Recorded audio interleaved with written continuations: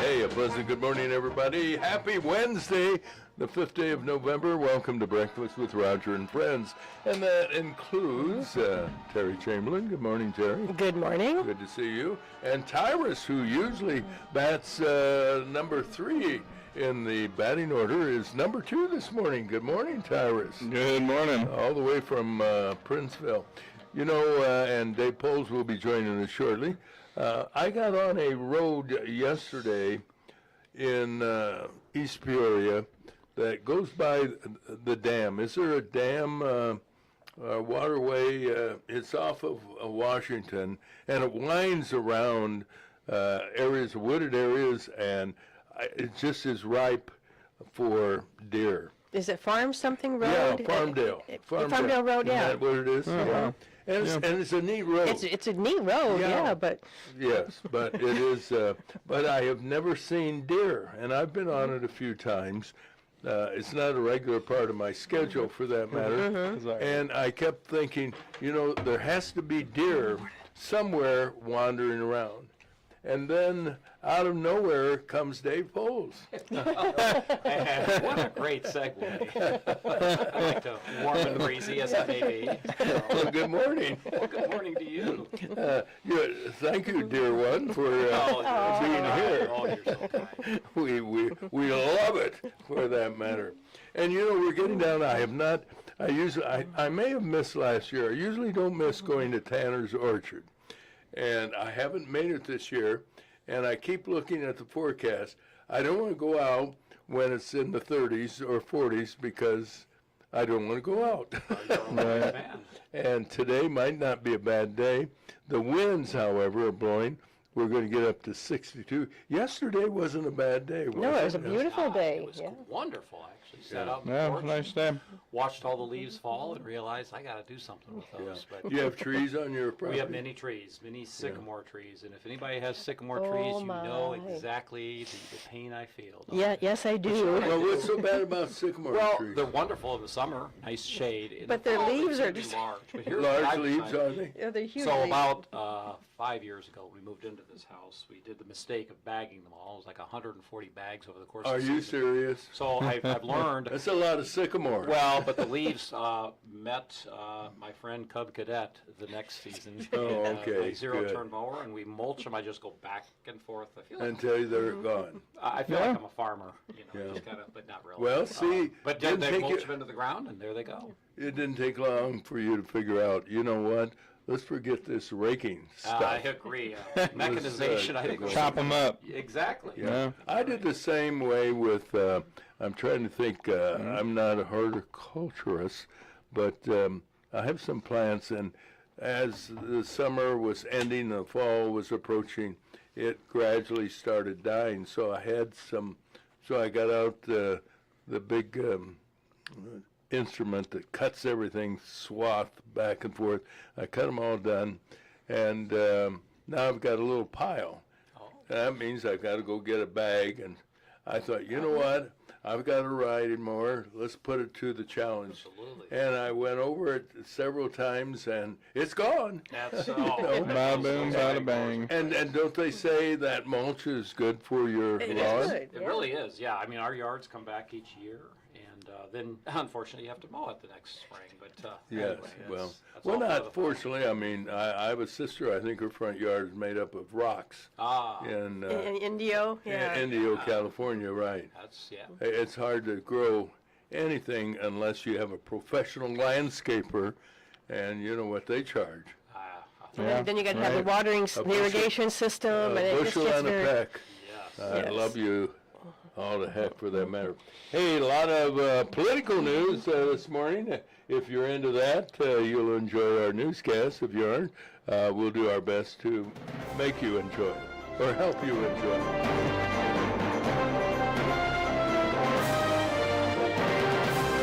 However, let's start in the beginning with a check of the weather. And the weather this morning brought to you by a certified public accountant and tax specialist. I have to bring that up.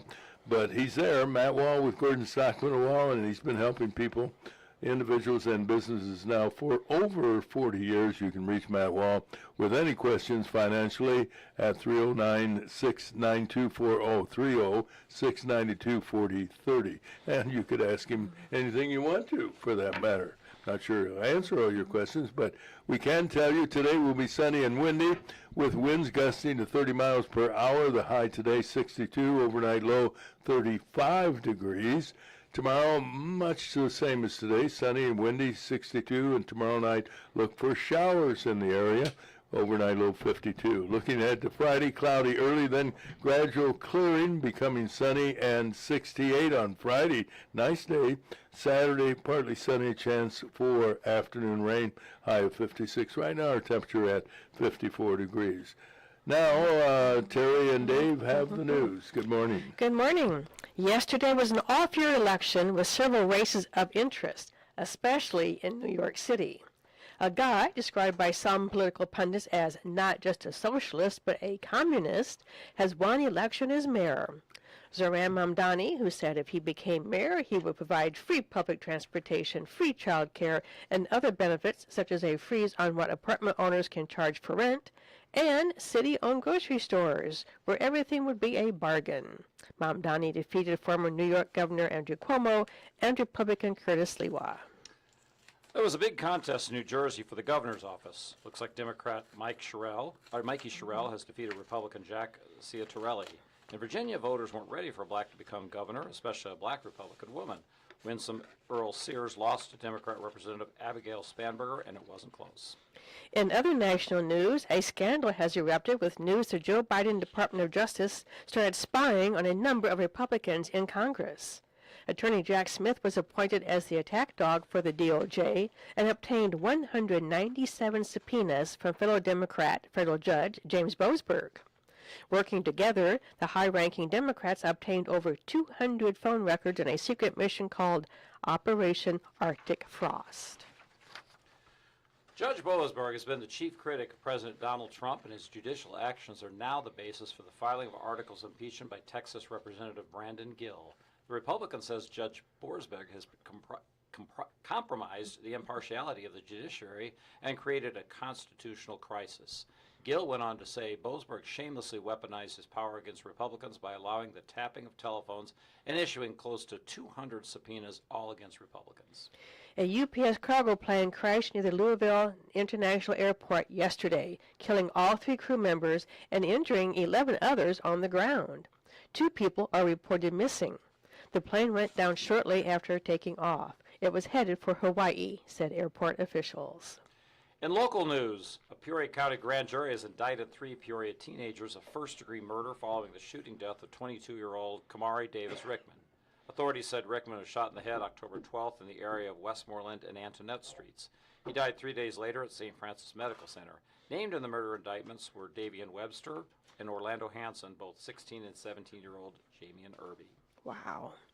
In happier news, the Riverfront Museum held a special ceremony yesterday announcing free passes for every K through 12 Illinois student next year to view the famous Ken Burns America 250 exhibit. The exhibit highlights the country's semi-quincentennial, say that 5 times fast, I'm glad you had that Yeah, thanks. opportunity. and begins January 31st at the museum. Also part of the ceremony, officials unveiled George Washington's Thanksgiving proclamation. 71 veterans on the last honor flight of 2025 returned to the General Wayne Downing Airport in Peoria last night to the applause and cheers of a large crowd. It was an exciting day and night to remember for our local and area vets, thanks to the hard work of Honor Flight volunteers and donors who make the flights happen. God bless them, one and all. And that's the news for this hour. All right, now we move forward to news from WCBU, brought to you by your hometown community banks division of Morton Community Bank. They have 46 convenient, friendly hometown locations throughout central Illinois to provide wonderful financial services on your behalf. Look for the clock tower, and you know they have time for you. They are members of FDIC. And now we turn to WCBU for their news report. From the WCBU Newsroom, I'm Courtney Conroy. A $1 million gift to the Peoria Riverfront Museum will give students across Illinois free admission to the next year's America 250 exhibitions. Museum President and CEO John Morris says the All Illinois Student Pass program expands on their ongoing Every Student initiative. Every single K through 12th grader in the state of Illinois would be able to come and see the Declaration of Independence and the Constitution and George Washington's Thanksgiving Proclamation and all these great documents. Peoria residents Ashley and Josh Bellamy contributed half of the $1 million gift. The Gilmore Foundation and an anonymous Chicago-based foundation provided the other half. Washington City Council has unanimously approved spending nearly $24,000 to replace high-intensity discharge lamps with LED lamps. Alderperson Mike McIntyre compares the project to the installation of LED lights that have brightened the main business area in Creve Coeur. We're just celebrating 200 years. We're doing a lot of stuff. It's a nice area. We want to make sure that it continues to look nice. This is one of those simple things. I often think about Creve Coeur and how great it looks through there. The new poles will be installed in the downtown square. Governor J.B. Pritzker says he's deciding if he'll sign a controversial proposal that would allow doctors to prescribe life-ending medication to terminally ill patients. It's already been approved by state lawmakers. I mean, it hits me deeply and makes me wonder about, how we can alleviate the pain that they're going through. Pritzker says he's thinking about people he knew who had very few options at the end of their lives.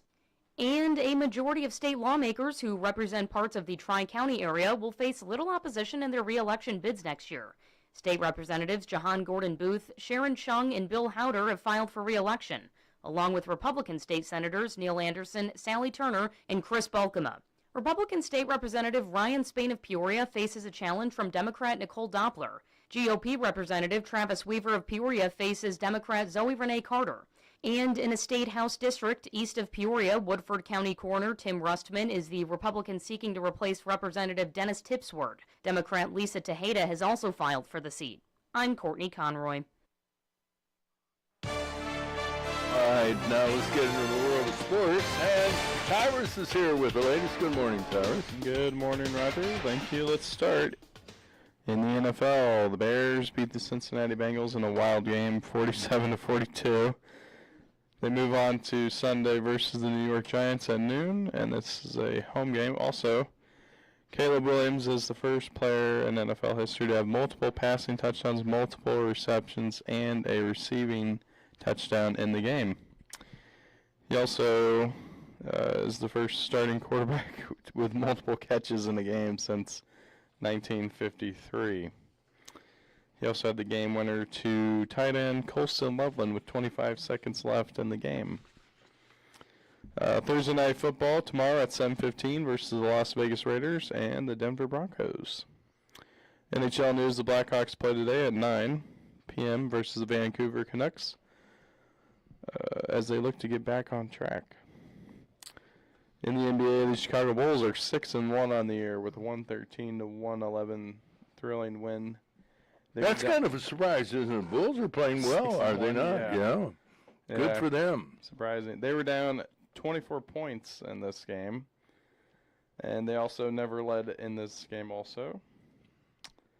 This was against the Sixers. They also, Nikola Vucevic hit the game-winning three off a pass from Josh Giddey, who had a triple-double in this game, 29 points, 12 assists, 15 rebounds. The Bulls move on to Friday versus the Milwaukee Bucks at 7 p.m. This is one of those NBA Cup games. It's that in-season tournament that they do so that the players can play for something at the beginning of the year.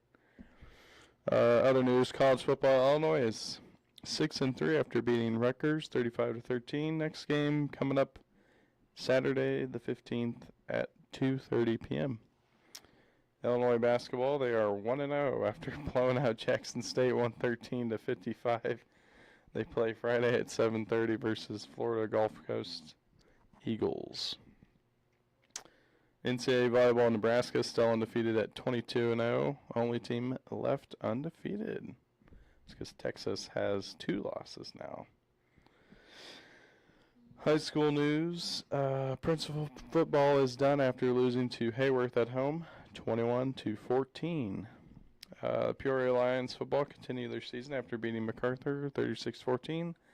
They play Morton at 7 p.m. this Saturday, and that is our sports. Back to you guys. All right, thank you kindly.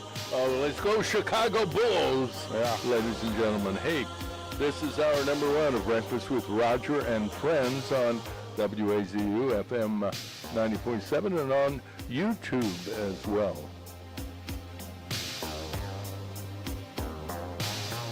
You know, I have a question for the panel, and that is, when's the earliest you should put up your Christmas tree? When do you put up your tree?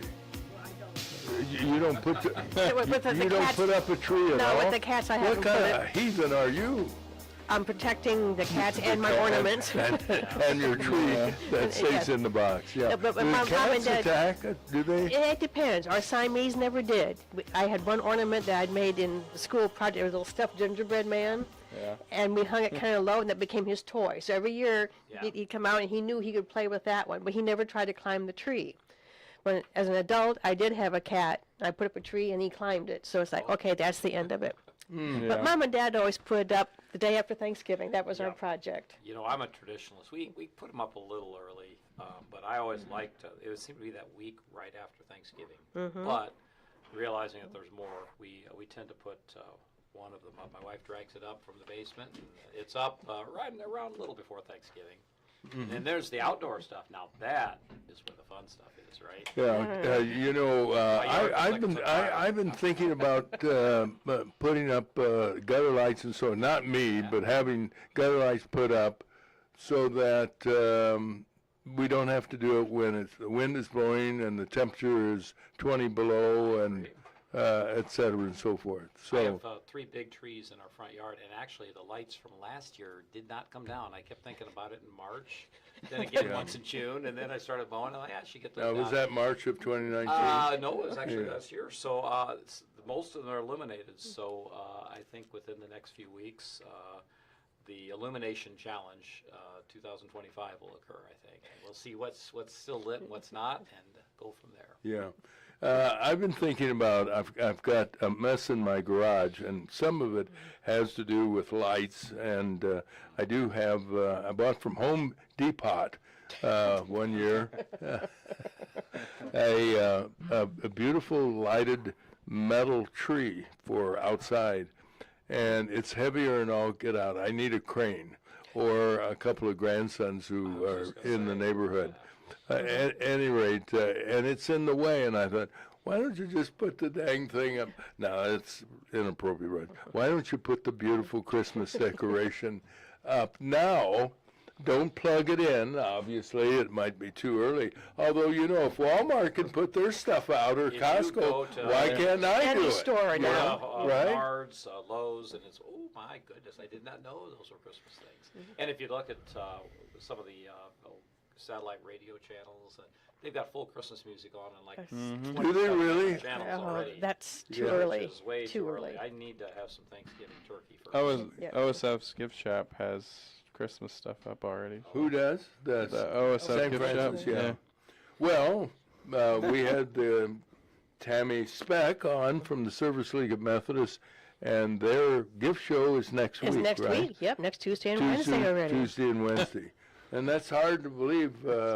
You know, you would, traditionalists like people to take them one at a time, not like the stores already have Christmas decoration. You go into Walmart and it's loaded end to end. Costco has a lighted tree. As a matter of fact, ran into a couple, husband and wife, at Costco's, and I'm not a big fan of Costco's. I like going to a warehouse to shop. because it is It a is a warehouse. Pretty much. They do have some good meatballs. And they were standing looking at a tree that was beautifully lit, and it was exactly the same tree, not the same tree, but the same style tree that I bought 2 years ago. And they were trying to decide, do we buy this now? I mean, it was October. We were in last week of October. And I didn't know him from a hole in the wall. We got acquainted with him, have mutual friends and so forth. And I said, buy it. But don't buy it this week. Buy it next week. It might be $100 lower, because 2 years ago, we looked at the tree, and I said, boy, that's a beautiful tree. And the one I have that I bought on the internet on one of the, and was very happy with it. I mean, it was about 8 years old. At any rate, I said, 2 years ago, I saw the same tree and thought it was too early to buy it, and came back the next week, and they had reduced it $100. So I said, don't buy it this week. Wait a week and see if they reduce the price. You know, my best tree find was about 3 years ago or so. We had one tree already, and we went to some friend's house, and they had this wonderful, as you described earlier, wonderful tree pre-lit, and my wife saw it, and she started looking around already. I think it was Lowe's or something like that. It was like 3 days before Christmas. Normally it's $400. We got it for $99. And so, but the store I went to didn't have it, so I had to drive all the way over to East Peoria, and Oh, poor I baby. bought the display model, and I felt like, you know, the scene of the Grinch, The where he's Grinch. going around with the tree, and ornaments falling off in the parking lot. But we had ourselves a magical Christmas, and that tree's still around, and hey.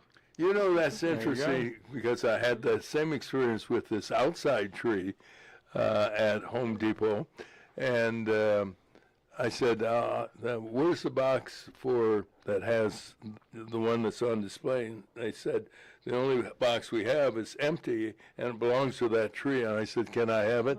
And she said, just a minute, I'll ask the manager. I don't know why they wouldn't let me have it.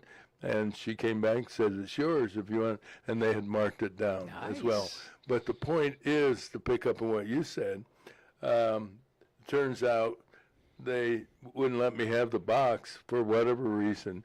So we carried it out, and we seemed kind of foolish. But getting it in was a problem, because they had pulled the metal branches down. All the way down to make it look fuller in there. Yeah. So to get it into the car, we had to push the limbs up, and at first we didn't know whether or not you could do that. And I said to my grandson, who was there, he said, Grandpa, the only way we're going to get it in is push those limbs up. Otherwise, we're going to drag it from Home Depot over to Morton. Fun time. Anyway, Tyrus, you and your brother are in charge of your living quarters in Princeville. Are you guys inclined, or is that bah humbug to do decorating? Yeah, not yet. I haven't done You're it not yet. ready, but No. but it's up to you and your brother, right? Yeah, it'll be up to us, but we got this fake tree, so we can just Well, Throw that please up. don't call it a fake tree. It's a fake It's tree. ruined it, because It's all my impressionist. trees are fake. Yeah. you know? Artificial. Yeah, the artificial No, tree. thank you. That sounds better. There you go. It's more Christmassy. but yeah. Yeah. Well, you know, if the Halloween candy is still in your kitchen, can you put up Christmas stuff? I think that's Uh-oh. the dilemma. And we have that, so I don't know if you can. Well, here's what I do. I put it in the closet and hide it. The Halloween And, candy? Yeah. Or- okay. And hide it, not only for others, but for me.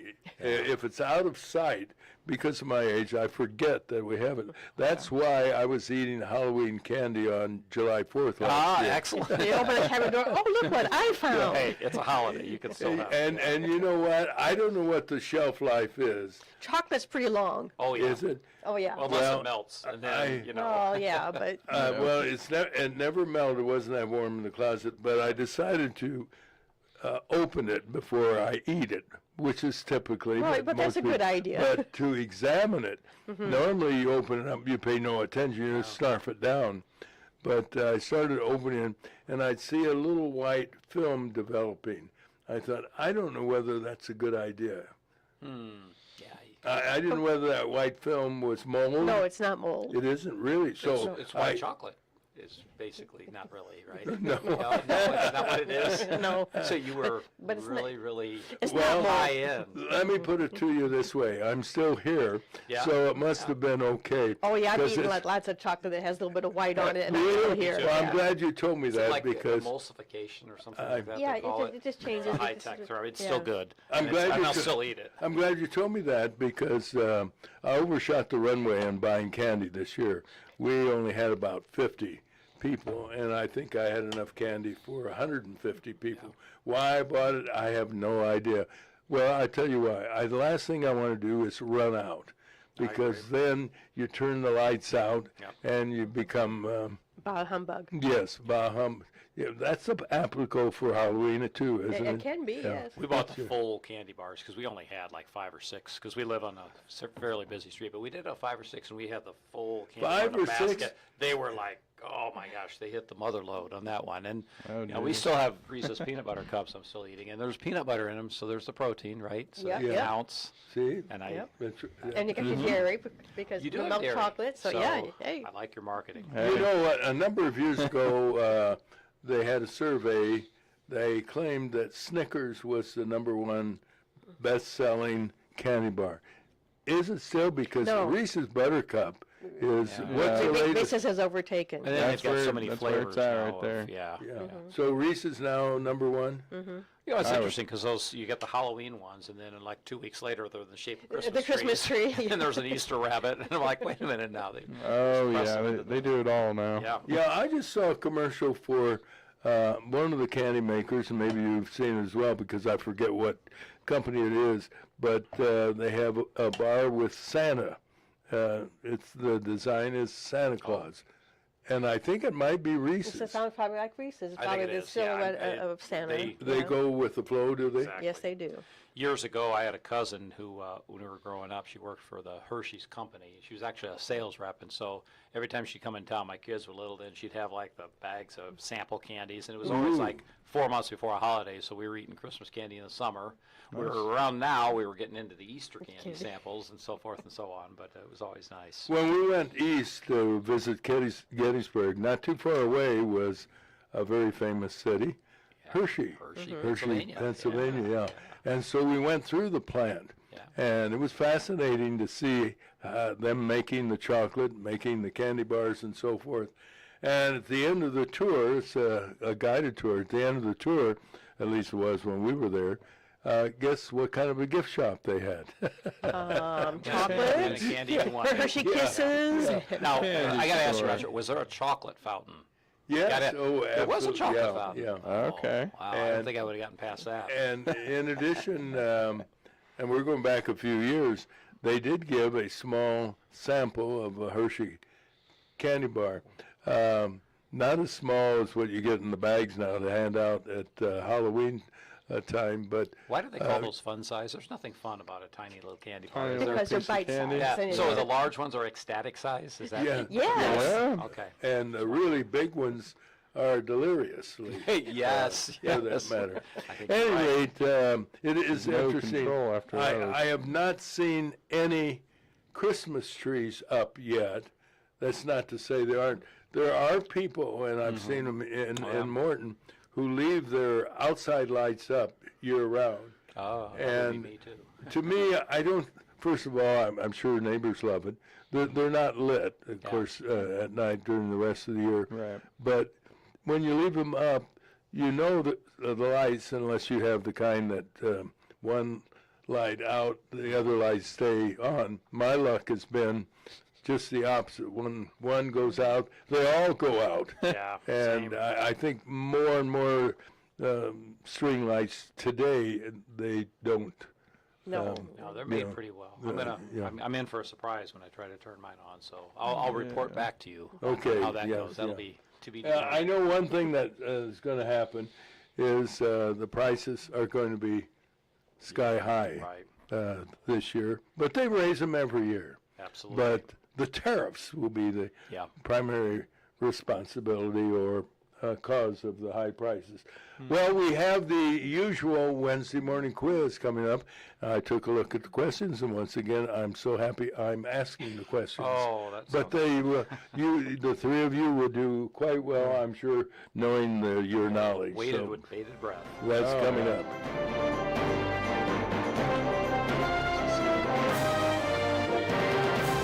And our news this morning brought to you by Spoon River Home Health. They bridge the gap in healthcare since 1993. Spoon River Home Health, they've been caring for people of all ages in their homes where recovery, as we know, and healing faster and more comfortable. They're available, Spoon River Home Health Services, at 309-245-0723.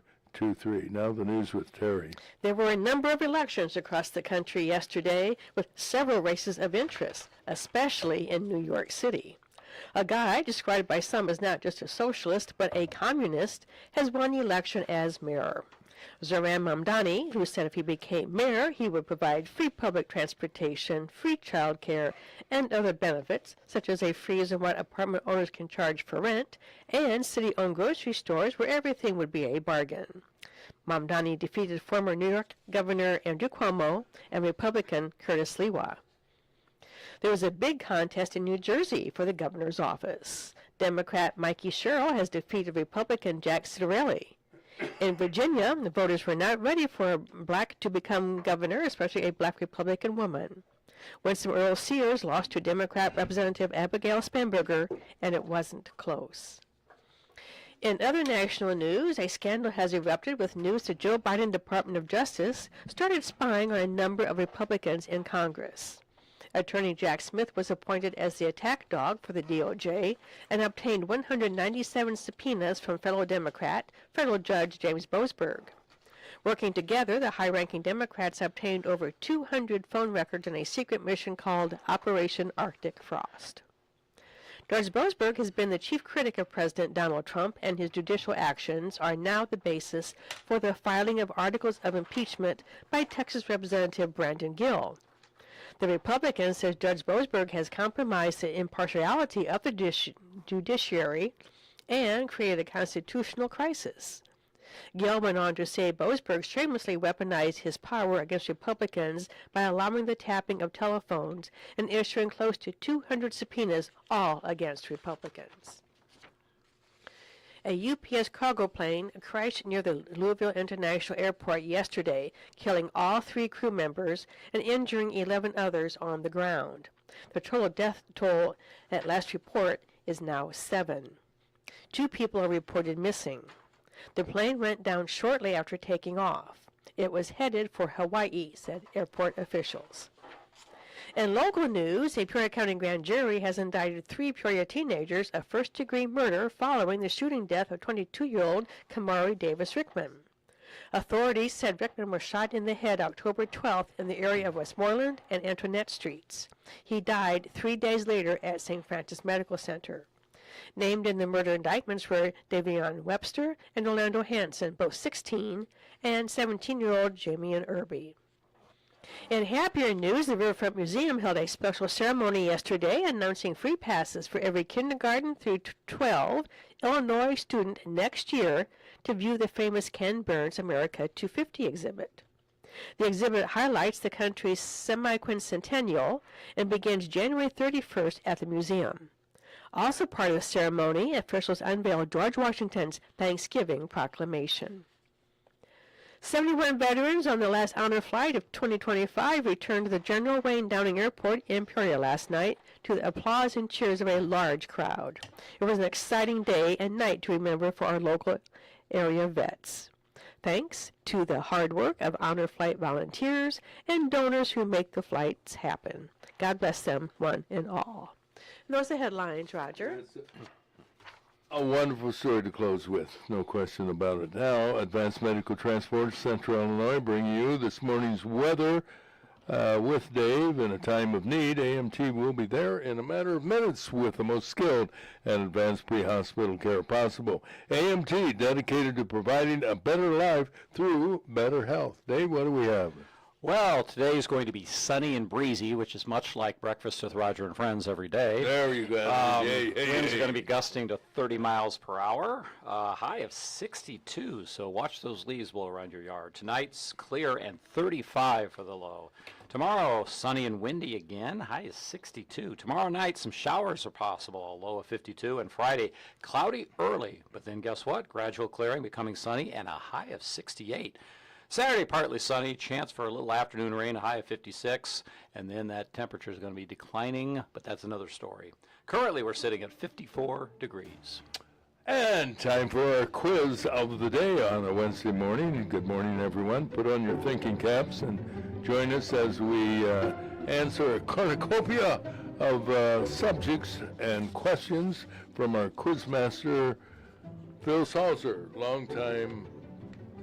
Were you at Peoria High or around I was. when Phil was at I was a Peoria High? student when he was there, and I also was a coworker of his, so I got to see him from both ends of the spectrum. Yeah. Good for you. Yeah. Well, that means that you better do well, or I know. you'll I hear know. from Phil for that matter. Cornucopia, that's a very seasonal word, isn't it? It's Thanksgiving like. I like that. Yeah, well, I could say soybean copia.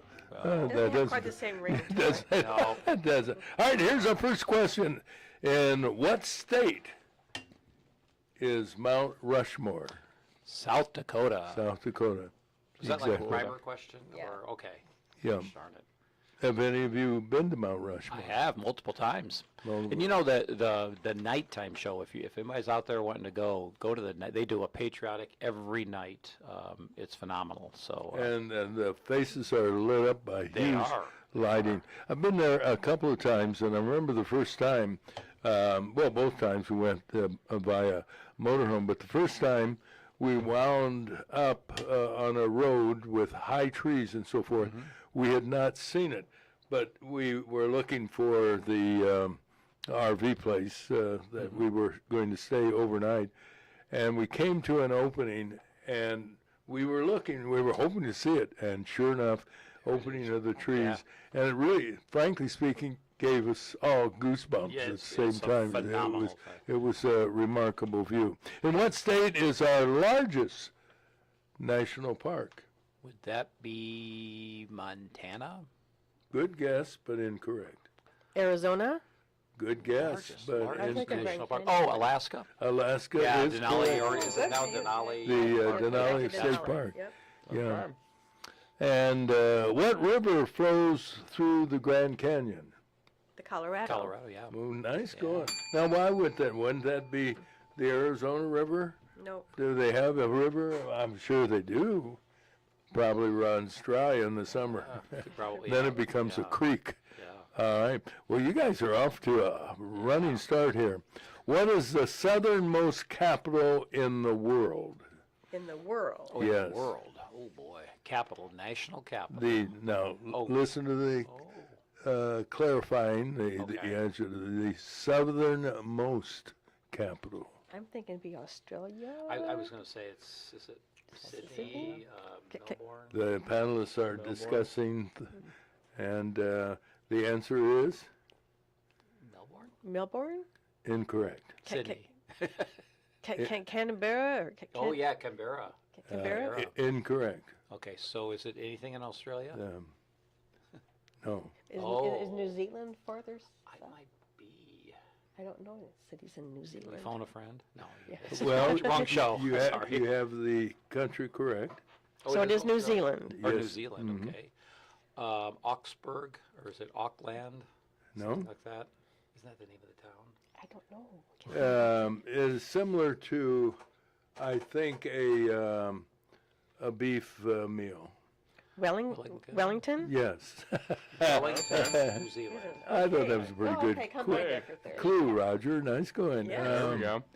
About what percentage of the world's population lives in Asia? I've always wondered about this, and now I have the answer, thanks to the facts that I'm asking it rather than answering it. This is I'll gonna have repeat to the be a question. guess. What percentage of the world's population lives in Asia? And he said about what? So give or take, I'm sure a percentage point. I'm or going to so. say 85%. 85%. I will answer by saying too high. too high. Can we go with 60? 60 is exactly right. Where'd you get that? You just threw that out. Can we go with 60? Well, you know it has to be a lot because it's a very, very large continent. And then I got to thinking, was it also considered Eurasia, the whole thing? And then I thought it's got to be a lot, and it's got to be more than half. Well, as you figure India Yeah. and China right there take Yeah. up a lot, but 60%, okay. 60. All right, here's the next question. Australia is located between what two oceans? I'll repeat the question. Australia is located between what two oceans? Well, Pacific's one of them, but Is the, P- like the Pacific is one of them. That is correct. and is it possible that the Atlantic doesn't curve over all the way? the Antarctic? That's what I'm thinking. I'll give you a clue. The Arc, no, that's Oh, yeah. The Indian Ocean? Yes. the Indian Ocean. Wow. Like your little throwback video. You better not make I too was gonna long say, when you're I- not just clearing your throat there, were you? How are you? How are you? Okay. And what area is the driest place on Earth? This is a shocker to me. Of course, every answer is a shocker. Well, Death Valley gotta is known be- as the hottest. Yeah, but the driest place on Earth, right? Yes. Okay, so, obviously something in the African continent comes to mind. And then Well, the let me stop you and say, normally, and not knowing what the answer is, I'd say, well, that makes sense, but don't go that route. Okay, so a tundra, would it be in a tundra of some sort? Like, I don't know what a So like tundra would Oh, be defined are you as. thinking like, I'm thinking north, like northern of Canada, somewhere in there. I'd go the Antarctic. Antarctic is correct. There we go. Got the north part. Hey. Yeah. Mhm. What is the largest sea in the world? Largest sea, so it's not an ocean.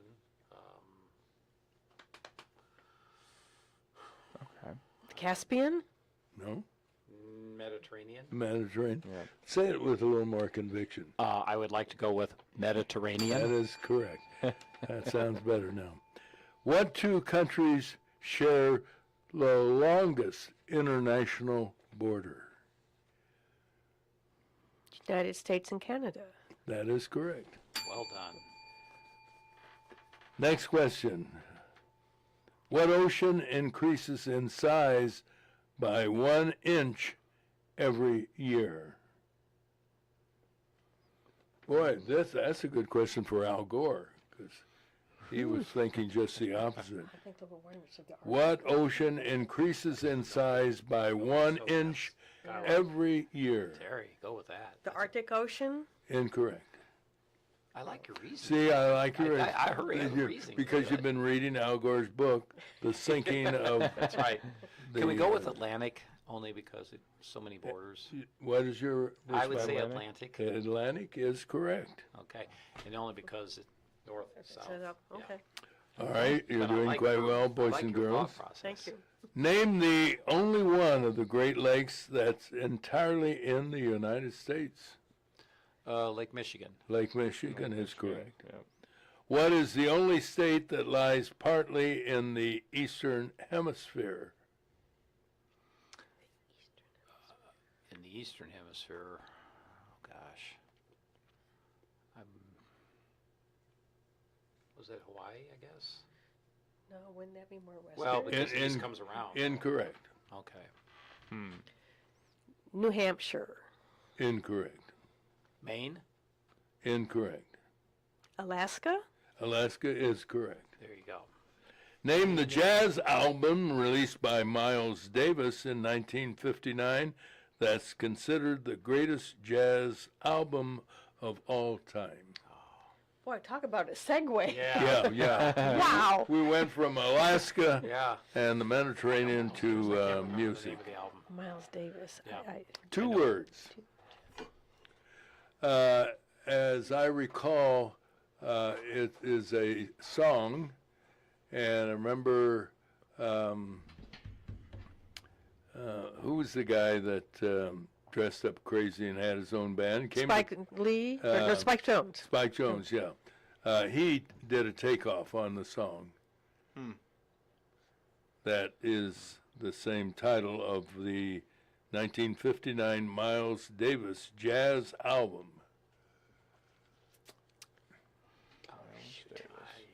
The album's lost me. Love Miles. All right, Davis. I it can't is 2 remember. words. Here's my clue. One of the words is a color. Oh, Blue. Is blue in it? red, No, red. no, No. White. no. Black. Think music now. Think of a song that had a color in it, Well, I was thinking in the title. the seems to be- Blue yeah. Danube. Okay, that was very good, but very not blue. wrong. that old Blue. black magic. I mean, I'm thinking all the colors we've named, and Yeah. it's not going. You named every color except the Jazz, one sort of that. pink. No, Yellow, no, orange, no. Indigo. brown. Indigo mauve. Don't. That changes, right? Don't say the next thing. You say off white. Yeah. Deep purple. That is correct. Deep purple. Nice. I knew you would Would've been eventually like a get band, it. too. Wouldn't have been great. What is But- Tchaikovsky's most famous Maybe we did say ballet? purple. Oh, Nutcracker. The Nutcracker is correct. Nutcracker. Who sang the words, "Excuse me while I kiss the sky"? Oh, Jimi Hendrix. Jimi Hendrix. Wow, you guys are amazing.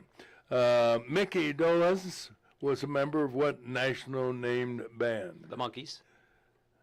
Can't stump this guy. AC/DC comes from what country? Australia. Australia. Yep. ABBA. The one question I know I would get would be this one. Is from what country? Sweden. Sweden. Yes, you got it. What was, and you know, I went back, were they in the 50s? Because ABBA? Oh, No, 70s. Dancing 70s. Queen and all that good stuff, yeah. at any rate, they had a picture of what they look like now. It's a little different. Yes. Oh, I hope they don't put a pictures of little what we look like now, too. What was the first television show that Selena Gomez was in? The first television show. Yes. Well, okay. Think you know, Tyrus? Yeah, but Is it Telemundo or something like that? There was like a show. I never heard of this show, but I because never it's heard not, of it's not, Selena it's not Gomez. Wizards. No. It's not that one. It wasn't. It's was it way- the- way- That was It's way it was, younger. the Sweet Life of. Sweet Life of Zach and Cody. No. Okay. No. Okay. Let me go back to my Disney things. It's got a name, a iCarly was person's another name one. in the title. Oh. Wait. Oh, we're waiting. Hold on. Montana? No. Yeah, I was Hannah thinking, Montana? yeah. It is, Zoe. let's see. Zoe 101. So that's a good guess. Yeah. That's a name. Good morning. You know the answer to this question? I don't remember. Yeah, Selena Gomez was on Barney and Friends. Yay, Oh my God. Oh, there we go. Barney and Brent. That's She right. played Gianna. Yeah, she played Gianna. I think we covered all the Disney shows in there. Getting there. Yeah, I didn't we? forgot about Barney. You know, Oh my what, gosh. what years are we talking about?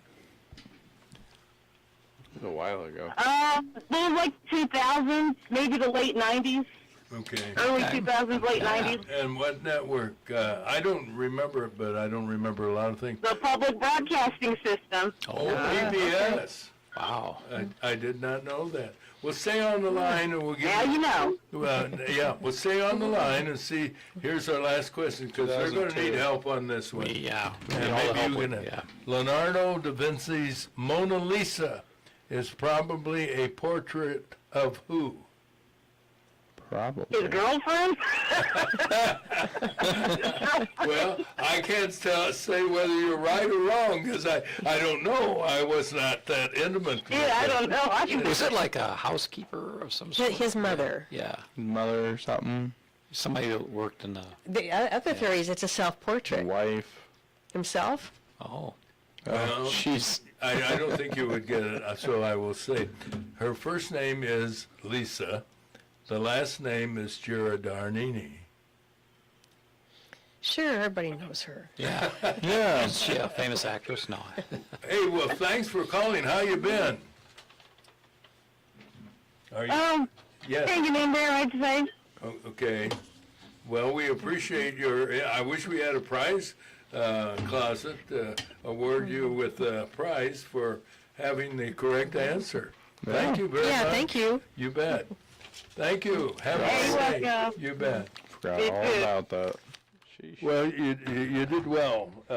I am amazed at the plethora of We like knowledge geography and music. in this. Yeah. Yeah. I still like Terry's own logic about the Arctic. Arctic I Ocean, like yeah. I like your process. I like where you What are you talking about? trying to figure which one was the largest ocean. Which ocean Yeah, grew the by the melting. end You of had the some year. science behind your Grows thought by an process. inch. Yeah. Yeah. Yeah. Well, it was well done. Yeah. And we only had we went through that pretty quick We because you did, guys yeah, really pretty snapped quick. it up. What is the questions? Usually 20, 24, something like No, that? usually has 20 questions. Always 20? Wasn't that the name of a quiz show at one time? 20 questions? questions. So we have the modern version of 20 questions. Yeah.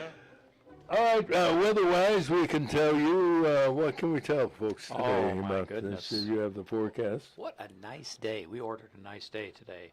Again, sunny and breezy. It's winds gusting to 30 miles an hour, so hold on to your hats, too, and your lawn furniture if you can do it. Yes. High about 62. Tonight, clear and around 35 for a low. Tomorrow, sunny, breezy, everything you want. High is 62. Tomorrow night, perhaps some showers, a low of 52. Friday, cloudy early, and then some gradual clearing, becoming sunny, and a high of 68. What a great day that'll be. Saturday, partly sunny. Chance for some afternoon rain, though. High of 56. And then I think the bottom's going to drop out temperature-wise this weekend, but that's another story. Currently, we're sitting at 54 degrees. And delightful 54 degrees. All right, our next question is, in what state is Mount Rushmore? And our caller on the line, do you have the answer to the question, sir? Is it West Virginia? Well done. Good question, but I'm sorry. Incorrect. Mount Rushmore. And Ed Parker's on the line, and we do have something for him, a week-old donut as part of your prize. So it looks like I'm going to have to bring some new ones in. And reward yourself. How you doing, Edward? Hey, I'm here, Uncle Roger. I'm up this morning. I'm getting ready to go do what I always do, take care of the people that need to be taken care of. Thank you, Lord Jesus. Yeah, amen and amen. You know, when you leave East Peoria and you drive over to Peoria, how's the bridge traffic at this time of the morning? Oh, jeez. Heavy, light, moderate? It just varies, when I pull up next to people, they look at me and they see the badge, they're like, let me move out of his way. That seems to happen a lot of times. I don't know what that's all about. Well, but I'll tell I you. don't tend to have. I understand that you flash it. If you want to pass somebody, you get alongside and show them the badge, and suddenly they let you squeeze in the line of single file cars, for that matter. Not a bad idea.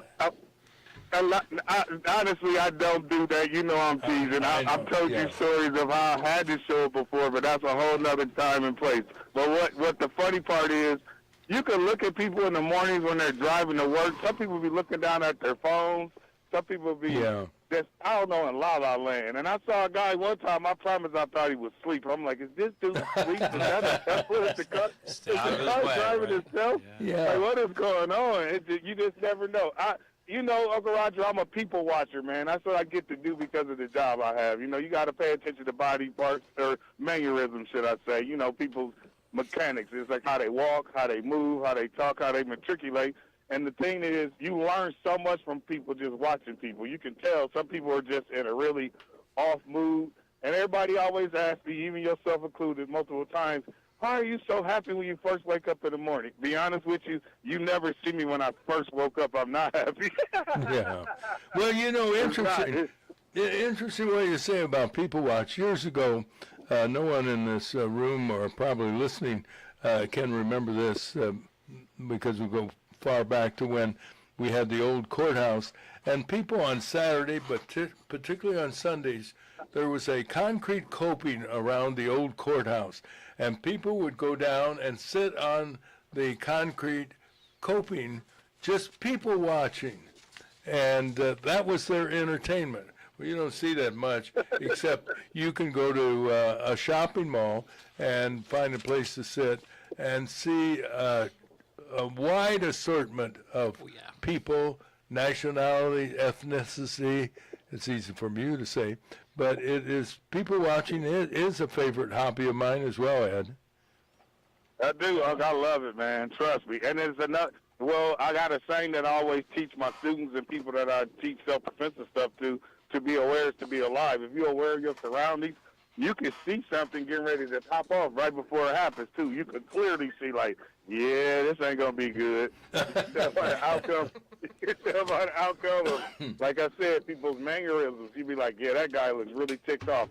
Or sometimes you have some just random person that seem to be in a pretty good mood, and then something horrible comes out of it. Like, where did that come from? You know, so you just don't know anymore. But I think the most part of what's happening in life on a daily basis, most people do want to have a good day and have a great, you know, outcome of what's ever going to happen, where they're going to work, going to school, whatever the case is, going to church, wherever. People want to have a good outcome. I just think sometimes unfortunate circumstances occur, and it just kind of throws your day off. But like I always tell everyone, just because it's a bad day don't mean you can have a bad attitude. If you have a good attitude, you can still have a semi-good day. No, you're right. And I think you'll agree with me. Most drivers are courteous. Most drivers are pleasant. But all it takes is one or two nutcases, and everybody's blood begins to increase. The blood pressure goes up and so forth. And those are people who want to be first in line. And they'll do anything and everything to be first in line. And how many times have you come to an intersection at the same time another car comes and you want to turn left, they want to turn left, and how many times do you say go ahead versus I got here first? Yeah. Yeah, I usually let them go ahead and get it. And, you know, my thing is because you could have avoided an accident and all type of other stuff. And I always say, if you're that much in a hurry, you should have left yesterday. No, and you're right. And I will tell you this, and please take this in the right way. If I notice that it's a black driver, I let him go first because, not for racial reasons, but because I feel they probably know you and would tell you that that guy that you like is not likable. So I always let him go ahead and for fear it'd get back to you. I'm at the grocery store, so a random black guy coming like, hey, I just want to let you know your Uncle Roger let me cut the other day. Yeah, exactly. Probably just said it the other day. You know, I have a magnet, nice that fits on the side of my car that says "Breakfast with Roger and Friends." I don't want to put it on because I'm afraid I'll do something stupid and I'll maybe not only get a phone call but a visit someday. So I don't put it on anymore. I tell you what, Uncle Roger, you ain't got too much to worry about as long as I'm on this planet. Trust me, big guy. You're good to go, man. Everything's going to be fine. And if people get upset about what people say, then they shouldn't listen. Well, how about that? The only problem I worry about that is that I would be mortally wounded, shot, and I'm laying on the concrete pavement, and the officer says, "Any last words?" And my words will be, "Tell Ed I need him."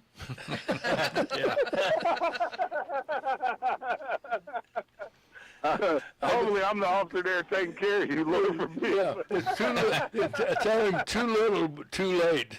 Right. Right.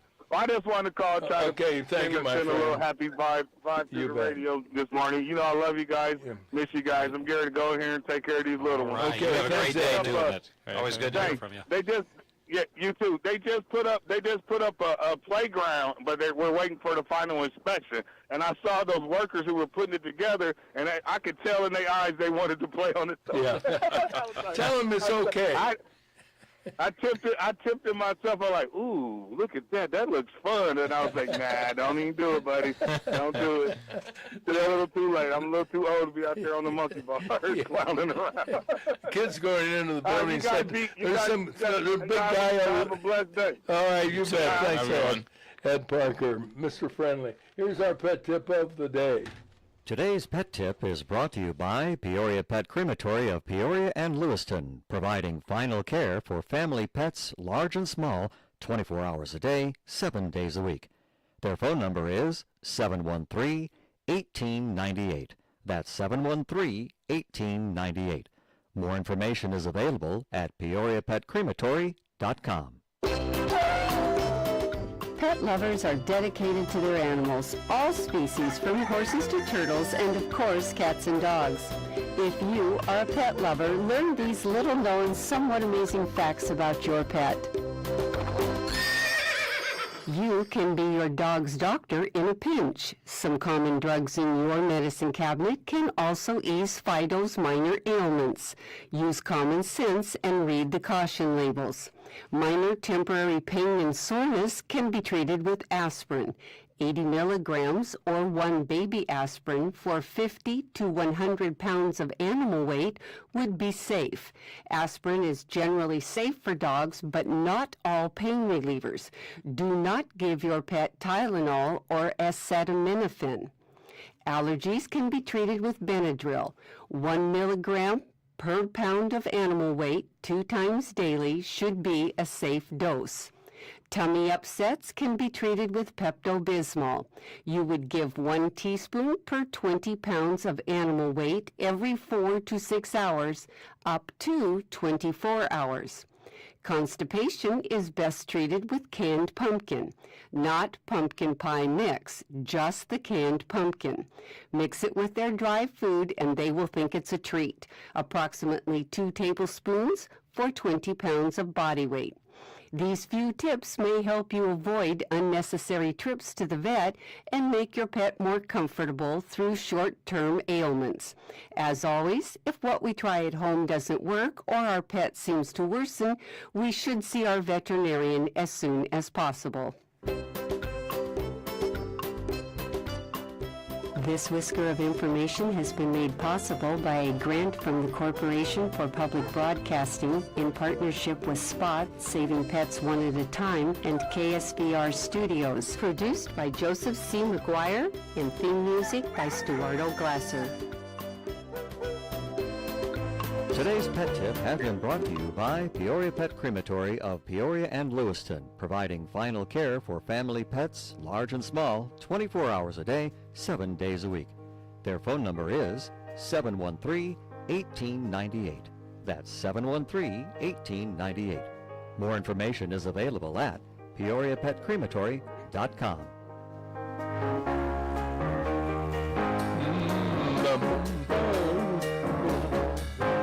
Well, that wraps up hour number 1 of Breakfast with Roger and Friends on WAZU FM 90.7 and also on YouTube.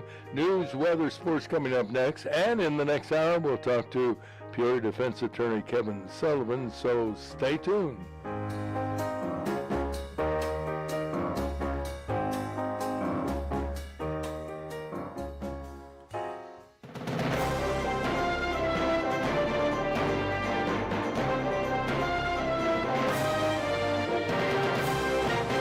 Pleasant good morning, everybody. It is a beautiful morning. It is the 5th day of November, and it's Wednesday all day. And we begin with a check of the weather brought to you by Steve Zink. He's the managing partner of PHX Affiliates. He is a business pro and a business broker. And if you have an interest in buying a business, maybe selling your business, the go-to guy, Steve Zink. And you reach Steve at 309-696-8508. That number again, 696-8508. Now the weather, here's Dave. Again, today, sunny and breezy, and as we always say, very similar to Breakfast with Roger and Friends every day. Winds gusting to 30 miles per hour, high of 62. Tonight, clear and 35 for that low. Tomorrow, sunny and windy again, high of 62. Tomorrow night, guess what? A few showers coming your way, low of 52. Friday, it's cloudy early, but then gradual clearing as you head into your weekend, sunny and 68. Saturday, partly sunny, chance for some afternoon rain, though, a high of 56, and then the temperature kind of declining after that. Currently, we're sitting at 54 degrees. Yeah, I think we need the rain. We do. The ground is kind of dry, to say the least. As they would say, parched. Yes. Parks indeed, you bet. I think everybody knows we're in that Medicare enrollment period that began on the 15th of October, ends December 7th, and this is a good time to check out your Medicare plan, and the best way to do that is to talk to somebody who knows about Medicare, and that somebody is Sam Lilly. Sam Lilly, an associate, he's been around helping folks now for over 40 years. He's the dean of insurance, and if there's one guy who knows about Medicare plans, it is certainly Sam Lilly. And you can reach him today at 309-245-4374. There's no obligation, no fee associated with it. He's available. Don't go to that 800 number. You need to talk to somebody who you know, and you can call at just about any time of the day to get information. And you can reach Sam Lilly today at 309-245-4374. Now let's get into the news. But yesterday was an off-year election with several races of interest, especially in New York City. I feel like that old Pace commercial, New York City. A guy described by some political pundits as not just a socialist but a communist has won election as mayor. Zoran Mamdani, who said if he became mayor, he would provide free public transportation, free child care, and other benefits such as a freeze on what apartment owners can charge for rent, and city-owned grocery stores where everything would be a bargain. Mamdani defeated former New York Governor Andrew Cuomo and Republican Curtis Sliwa. There was a big contest in New Jersey for the governor's office. Looks like Democrat Mikey Sherrill has defeated Republican Jack Ciattarelli. In Virginia, voters weren't ready for a black to become governor, especially a black Republican woman. Winsome Earl Sears lost to Democrat Representative Abigail Spanberger, and it wasn't close. In other national news, a scandal has erupted with news that Joe Biden Department of Justice started spying on a number of Republicans in Congress. Attorney Jack Smith was appointed as the attack dog for the DOJ and obtained 197 subpoenas from fellow Democrat, federal judge James Boasberg. Working together, the high-ranking Democrats obtained over 200 phone records in a secret mission called Operation Arctic Frost. Judge Boasberg has been the chief critic of President Donald Trump, and his judicial actions are now the basis for the filing of articles of impeachment by Texas Representative Brandon Gill. The Republican says Judge Boasberg has compromised the impartiality of the judiciary and created a constitutional crisis. Gill went on to say Boasberg shamelessly weaponized his power against Republicans by allowing the tapping of telephones and issuing close to 200 subpoenas, all against Republicans. A UPS cargo plane crashed near the Louisville International Airport yesterday, killing all 3 crew members and injuring 11 others on the ground. 2 people are reported missing. At last count, the total death toll was 7. The plane went down shortly after taking off. It was headed for Hawaii, said airport officials. In local news, a Peoria County grand jury has indicted 3 Peoria teenagers of first-degree murder following the shooting death of 22-year-old Kamari Davis Rickman. Authorities said Rickman was shot in the head October 12th in the area of Westmoreland and Antoinette Streets. He died 3 days later at St. Francis Medical Center. Named in the murder indictments were Davian Webster and Orlando Hanson, both 16, and 17-year-old Jamian Irby. In happier news, the Riverfront Museum held a special ceremony yesterday announcing free passes for every K-12 Illinois student next year to view the famous Ken Burns America 250 exhibit. The exhibit highlights the country's semi-quincentennial and begins January 31st at the museum. Also part of the ceremony, officials unveiled George Washington's Thanksgiving Proclamation. 71 veterans on the last honor flight of 2025 returned to the General Wayne Downing Airport in Peoria last night to the applause and cheers of a large crowd. It was an exciting day and night to remember for our local and area vets, thanks to the hard work of honor flight volunteers and donors who make these flights happen. God bless them one and all. And that is the news. And what a night it was. What a day it was. Long day, but an exciting day for more. If you want to see those returns, there's something else. There's something else. Yeah, you're right. Now let's hear from WCBU. From the WCBU Newsroom, I'm Courtney Conroy. $1 million gift to the Peoria Riverfront Museum will give students across Illinois free admission to the next year's America 250 exhibitions.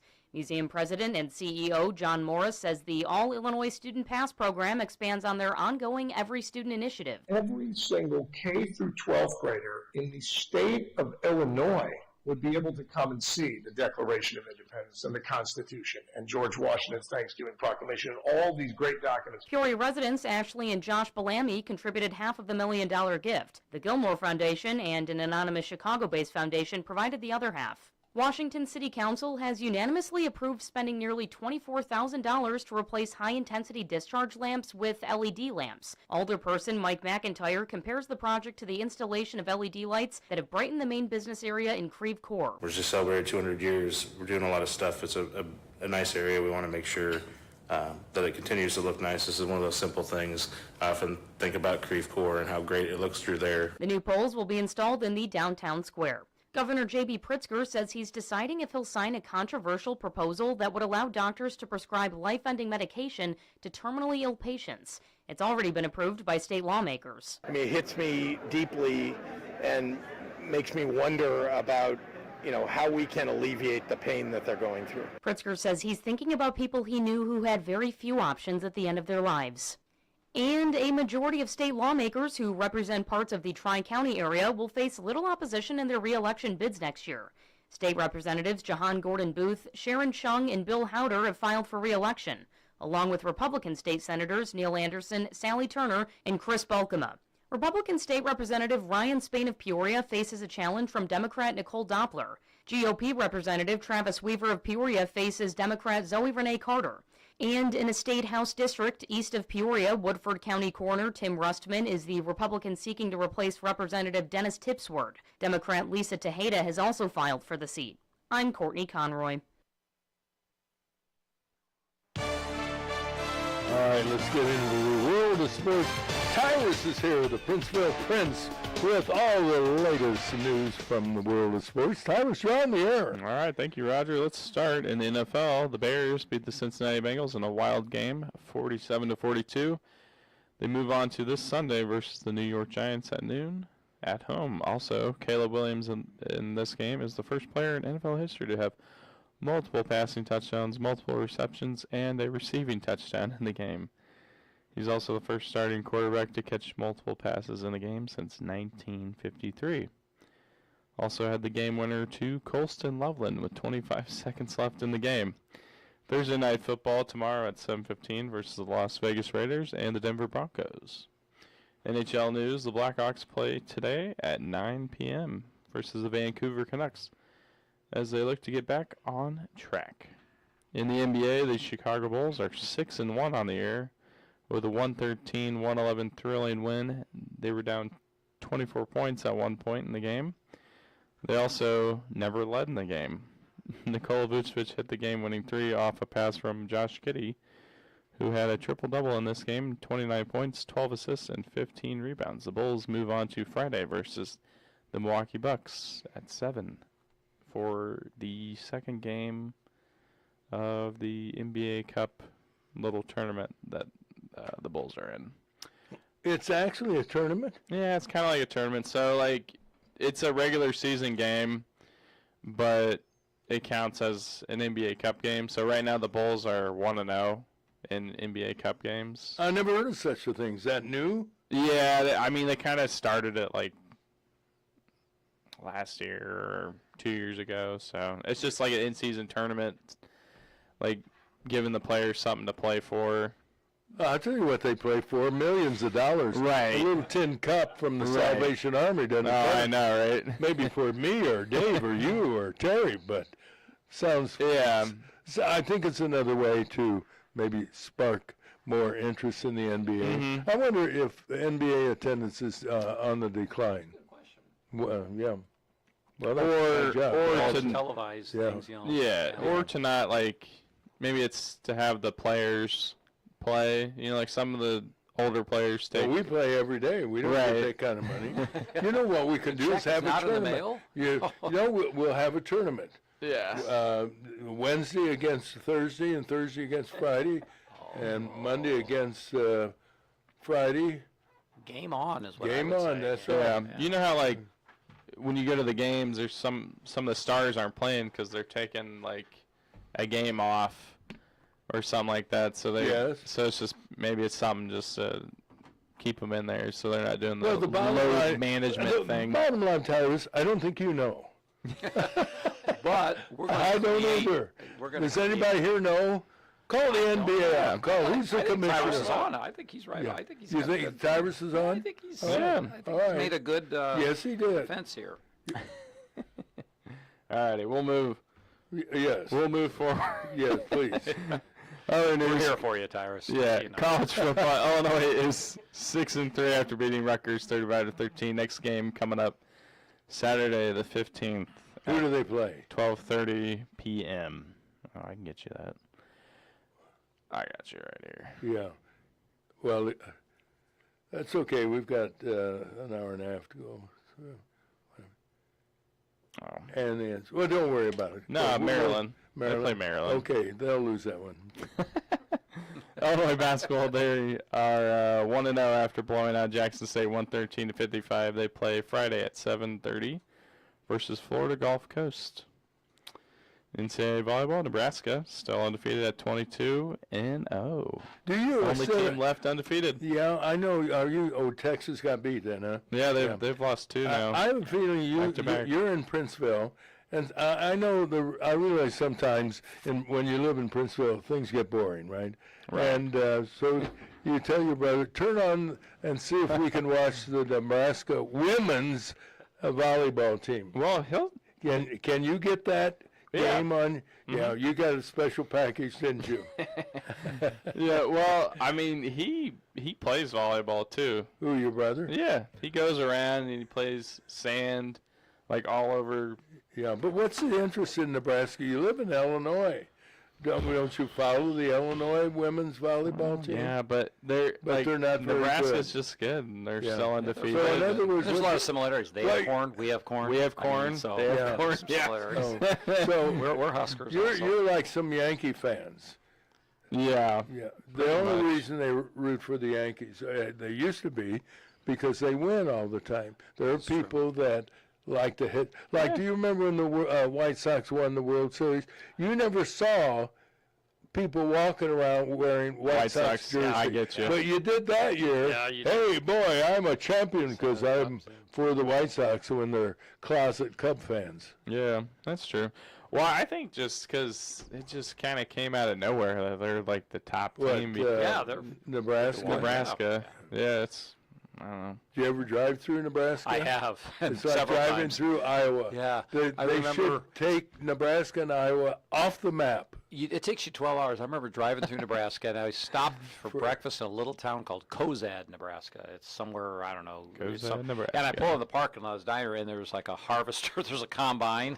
There's a tractor. I think I saw a pickup. Not sure.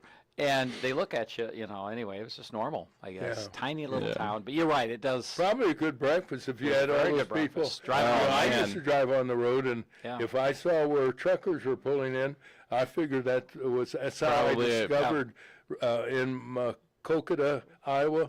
That's where I discovered raisin cream pie. Oh, raisin yeah. cream pie. Oh, You get it's cream out of absolutely raisins. wonderful. You have sour cream raisin pie. Sour cream, yeah, Oh. sour cream raisin. Thank you for clarifying. I don't even know how to pronounce what it. about now a anymore. cinnamon pie? Oh, forget that. Sour cream raisin pie, wonderful. I'm hungry. And other sports news brought to you by the confectionery in Morton.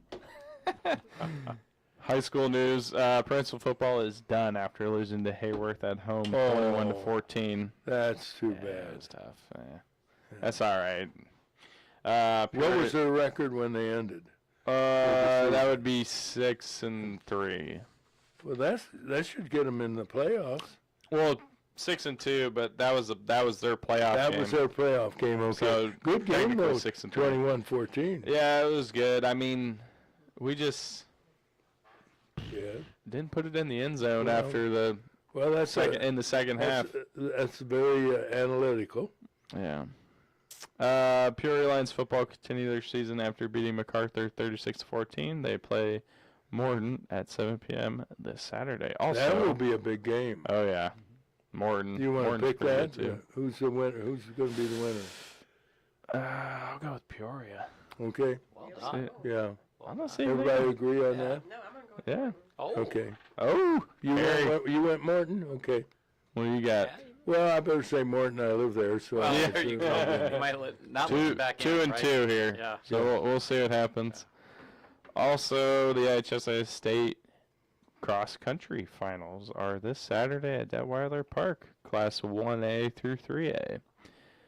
And that is our sports report. Now back to you guys. Well, I will tell you, Steve, I know you want to weigh in on this. This is a big deal. Huge deal. And it is very, has a meaningful economic impact. Very much so. On the city of Peoria and the Peoria area, because they come from all over the state. Yeah. They stay in hotels, motels, Eat at restaurants. and eat in our restaurants. Exactly right. The city council Thousands recognized of people it, each year is converge just a on. huge boon. Matter of fact, going back years ago, that is one reason, years when the state basketball finals were here, some of the work that was done at the state cross country. And friends of the show, Phil Salzer and Bob LaCroix, Mike Lawless, they've all been Who's the guy this year that's the big organizer? Brian Dunphy is Brian, the athletic that's right. director, We and had I'll him tell you on the what, show. Brian is Hard an worker. amazing hard worker. He Good for is him. he's retiring at the end of this year, but he'll still be around the meet. All of us who have retired from Peoria High are still involved with this meet, and it doesn't happen as a cadre. Is that a good word? Cadre Yes, of volunteers. it is, That means many. Well, that thanks for help put this explaining that. together. It's a civic thing, and it is. I think people have been. It's thousands of people. As you said, Tyra, 6 races, 1A, 2A, 3A, all day, starting at 9. Come on down because you'll see some really We're talking about details. Detweiler. Right? Detweiler Park, Yeah. Peoria. Detweiler Yep, Park. yep. It's quite the event. Yeah, and a good place for it as well. Has a few rolling very hills. spectator friendly. You can see the whole race from any point on the course. It's flat, it's fast, and and kids they do well. I have wonderful memories of Detweiler Park. In the winter, they had a great hill for you. You remember that, Terry? Yep. Yeah. Then there was one year where a young girl was killed on that hill. And that's Came why down- it's now closed. Yeah, it is closed. Yeah. Well, all they needed to do was take away the wooden fence. I think that's what she hit. Did she not? Wasn't a chute? I think it was. Yeah, I think it wooden was. chute I that remember. you started out Yeah. with toboggan. Yeah. And it was a great toboggan. The only time I was on a toboggan was out at Detweiler Park. So it was a great place to go in the wintertime. In the summertime, it's still a good place for picnics. I mean, you could picnic yeah. anywhere for There's a whole that matter. network of trails there Yeah. too that you don't even notice. And you'll never guess what also it was a site for that attracted lots of people, spectators. What was it? Model airplanes. They used to fly model airplanes, and in the beginning they were attached to wires, and the guy would control it by and go in a circle. I used to get dizzy just watching it going in a circle. Then they developed those that were like drones today, remote control, and they would take off and they would. I couldn't afford to have one of them, but so we would go out there with the 2 boys and watch them fly, and then you could walk among the guys and see the other planes they had. I mean, a lot of guys like golf and badminton and volleyball and so forth, but there was a cadre, if I can use that That'd be word. Thank you cadre, very much. Roger. Cadre. Okay. Well, we call them caddies. Oh, anyway, yes, no, of that's course, golf. Anyway, they would talk to you, and you could look at the place. They didn't want you to pick them up, though. Didn't touch it. But Detweiler Park, and you recall, place. since we were talking about golf, they had a 9-hole golf course across Galena Road or Route 29, depending on what you wanted to call it. It's just Peoria is very fortunate.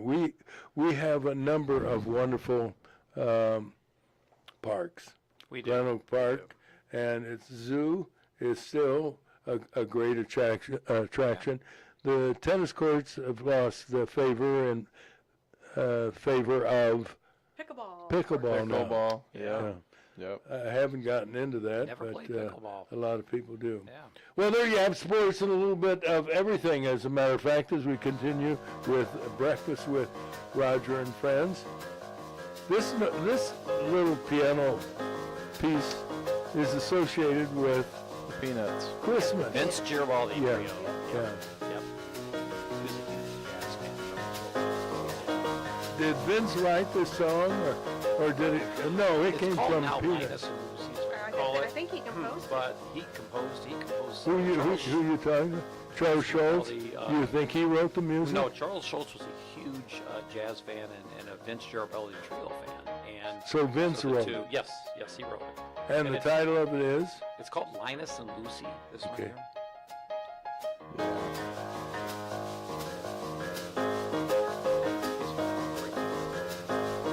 You know, it's kind of ironic that I wound up playing this. I had no idea I was going to play this.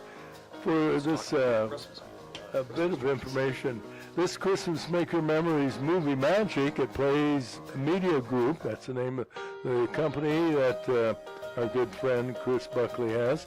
It plays Media Group, offering green screen holiday photo sessions with fun digital backdrops.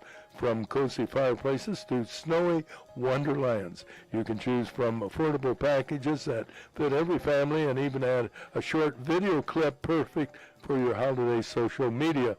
You can find out more on Facebook or learn from a simple phone call, 309-306-2152. I'll repeat the number, 306-2152. Book a session today. Your Christmas should look as good as it feels.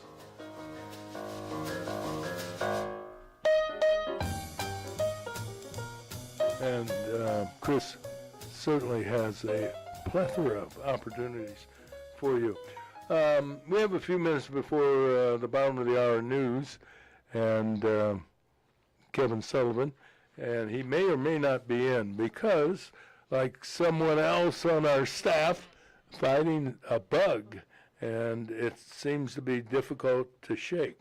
So we'll find out what happens. But I have a question for you because we heard this story on WCBU about legislation that has been passed by the state legislature, and the governor is struggling as whether or not he will sign it or veto it is, and that is legislation allowing, I guess, medical personnel to administer end-of-life medication. How do you feel about that? It's Terry? It sounds strange, but having watched my mother suffer for 10 years, I am in favor of it. Okay, how about you, Dave? Well, legislation, yeah, I definitely understand, Terry. It's a slippery slope in a little ways. It's a very slippery slope. So, studying and looking at other states who've done something similar to it, it's a very, very involved process, one that's full of individual. So I don't know if you can, to answer your question, Greg, I don't know if I can come up with a blanket, whether for or not. I have to think my way through it more. But I'm tempted to think there's some good rationale behind it. I think it's a quality of life, I suppose, issue when you get to that point. It definitely does. When you watch your loved Yeah. one struggle to even breathe or to eat at the end, it's a terrible thing. Now, it's been, if I'm not mistaken, isn't the state of Oregon has had something like I think they were the leader, Yeah, they were if the you want leader. to call it that. So They I were don't the know first. if They were yeah. one of the first. One of the first. I don't know if that's something worth studying and looking at what's some of the issues they faced. It definitely has to be a prolonged and in-depth Absolutely. conversation between certain cases. between the that's, doctor. Yeah, that's why I say slippery slope. It patient. cannot be an automatic thing. Oh I no, you agree. can't just think, oh, I'm not feeling yeah, too no, good, I- and then do it. Right. It's going to take a lot of preparation. So I guess my easy one, I haven't really thought it Yeah. through yet. I guess that's my my short Okay. answer. I have to think Tyrus, do more. you have any thoughts about it? pretty much the same there, because there's going to be those certain cases where you could be like, yeah, definitely, but yeah, can't just do it willy-nilly. So I have mixed emotions about it. For one thing, one size does not fit all. That's exactly that's what I exactly mean. right. And It's really complicated. I hate to use this analogy, and people might take it wrong, but I've gone through that process with pets that I've had. Yeah. And I'll never forget, I took my dog who was really struggling to an area vet, I will say that, and more than once, by the way, and in in one case, they said, now, Roger, when you make the decision, recognize that's your decision, and that's what we'll abide by. So don't drive down the road and turn around and come back. Yeah. And so I drove down the road and wanted to come back, honest to God. I thought, no, he said, don't come back, which means, and then in another situation, it was hard.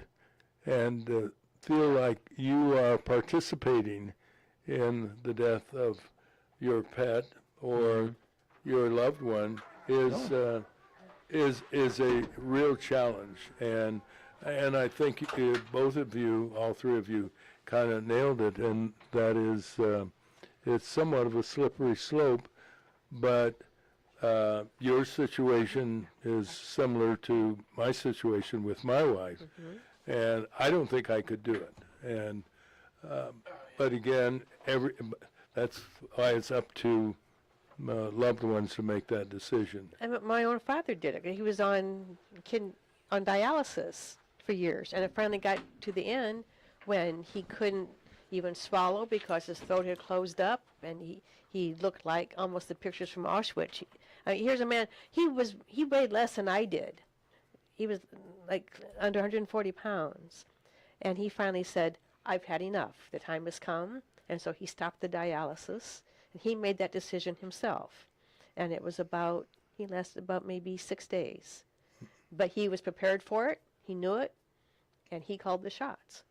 It's interesting, when I was at Methodist, we had a patient who was at end of life, and members of the family, and back then, and Kevin Sullivan has joined us, so this is kind of in the legal arena, is one part of the family was ready to pull the plug. The other part of the family was opposed to it. And I think in the end, they actually wound up going to court over it. I don't know whether that rings a bell in your legal career or not, Kevin Sullivan. Might have been a young lady out of Florida where they did that. The family got very involved. I think it went all the way to the Supreme Court. Case, yeah, and she had, I don't know if it was a disease or she had an accident that made her. Seems like it was a car accident. Yeah, and that she wasn't coming out of it, and and it's excuse me, it is a hot button issue as to, and fortunately, I mean, now you see, I don't think that anybody ever contacts me that contacts me to say, hey, I need an updated will, I need a power of attorney. They always include, do you do living wills? Which a living will is basically says that should I get to the end where I've got an incurable disease, I don't want extraordinary means to keep me alive. I want comfort only, such as the basic water and the other comforts, but don't postpone my death by virtue of life support or anything extraordinary. And, is that kind of the same thing, really, if you think about it? But people sign those at a time when they've contemplated it, they're clear-headed, they're not in the throes of death at that point that they know of, and isn't that's somewhat of an expression to just let me go? And I think a lot of people feel, look at Jack Kevorkian, how controversial he was. A lot of people thought he was very humane, and it was a humane way to go. Translate that over now into these states that are trying these new methods to impose the death penalty on people. They say that are absolutely cruel and corrupt and absolutely worse than anything in the world. It's a tough decision, and I don't think that many people are opposed to it, to be honest with you. I think it's just something that the government's reluctant to get involved in and promote. I think one of the most difficult decisions I had to make in respect to my wife's situation is when I was approached by the medical staff when she was a patient and said, Roger, you need to sign the DNR, do not resuscitate. And I had a hard time, and I finally, under a great deal of pressure, has finally signed it. And that is in the same arena, you might say, of thought about this legislation that's in front of the governor of the state of Illinois. I've had to make the call a few times, but the toughest one was my mother. And I just lost my father, and she had cancer, and I got called to the hospital the morning that she died. By the nurse, it was 5 o'clock in the morning. I was down there by myself, and thank God the oncologist came in. He was just he still is a wonderful guy. And he said to me, he said, Kevin, here's the situation. Her veins in her arms are collapsing, and she's not getting the medication to keep her comfortable. What we can do is we'll start a new IV. We're going to put it in her legs because those things are bigger, stronger, and going to have more effect. But if we do this, there's no turning back. And if that's the case, this will be very, very quick. He goes, you want to think about it? And I said, no. I couldn't stand to see her suffering. I knew there was no coming out of this. And I mean, he said, okay. I was in there when they did the IV. And Mom was somewhat lucid. I mean, she knew what was going on. And then the doctor pulls me in the hallway and say, about 45 minutes later, it's time to go say goodbye to your mom. She's got about 45 minutes, and he was about a minute off. Wow. And I'd have no regrets. And I don't think my mother would have had any regrets. But having said that, Kevin, it still remains a emotional challenge. Oh, it tore me up. It still lives with me, and I still second guess it. But I'm still satisfied that was the right thing to do. And I was 25 years old, and I was still reeling from a couple months. My dad died prior to that, and I'm thinking, what is the world going on in this world? But when you've got lung cancer and can't breathe, there's nothing worse than watching a person struggle. Exactly. And my parents and I had discussions at length about this. I mean, they made it very clear what they wanted me to do. So I have no regrets for the decisions I made. Yeah, I didn't hit the benefit of having that conversation because everything came up. I was so young fast. and happened so fast. Yeah, and it also represents a challenge to your faith as well. Yes, it does. You struggle with that. God, why have you put me in this position? Well, not only that, but I know, for example, the Catholic Church is opposed to it because they believe that God should have the ultimate hand and when it's time to call somebody home. And, that's all good and fine, but I think if God puts somebody in that situation, and modern medicine being what it is, I think God knows it's time, and nobody can do God's job, but I think they can maybe assist or at least complement what God's intentions may be. Well, speaking of time, it's time for the news. We're going to talk a little more legal issues coming up with Kevin, so stay tuned. In the meantime, let's get into the news.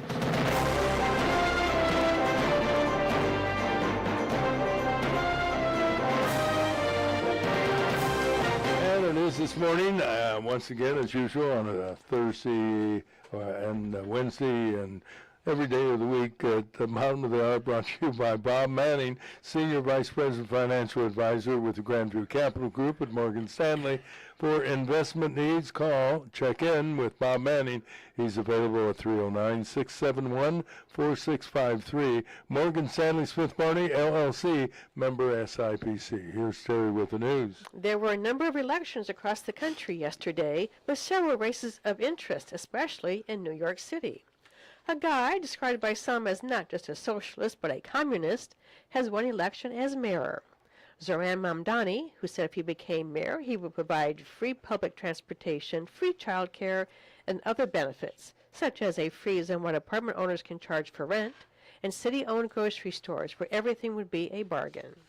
Mamdani defeated former New York Governor Andrew Cuomo and Republican Curtis Sliwa. There was a big contest in New Jersey for the governor's office. Democrat Mikey Sherrill has defeated Republican Jack Ciattarelli. In Virginia, voters were not ready for a black woman to become governor, so Winsome Earl Sears lost to Democrat Representative Abigail Spanberger, and it wasn't a close election. In other national news, a scandal has erupted with news that Joe Biden's Department of Justice started spying on a number of Republicans in Congress. Attorney Jack Smith was appointed as the attack dog for the DOJ and obtained 197 subpoenas from fellow Judge James Boasberg. Working together, the high-ranking Democrats obtained over 200 phone records in a secret mission called Operation Arctic Frost. Judge Boasberg has been the chief critic of President Donald Trump and his judicial actions, and they are now the basis for the filing of articles of impeachment by the Texas Representative Brandon Gill. The Republican says Judge Boasberg has compromised the impartiality of the judiciary and created a constitutional crisis. Gill went on to say Boasberg shamelessly weaponized his power against Republicans by allowing the tapping of telephones and issuing close to 200 subpoenas, all against Republicans.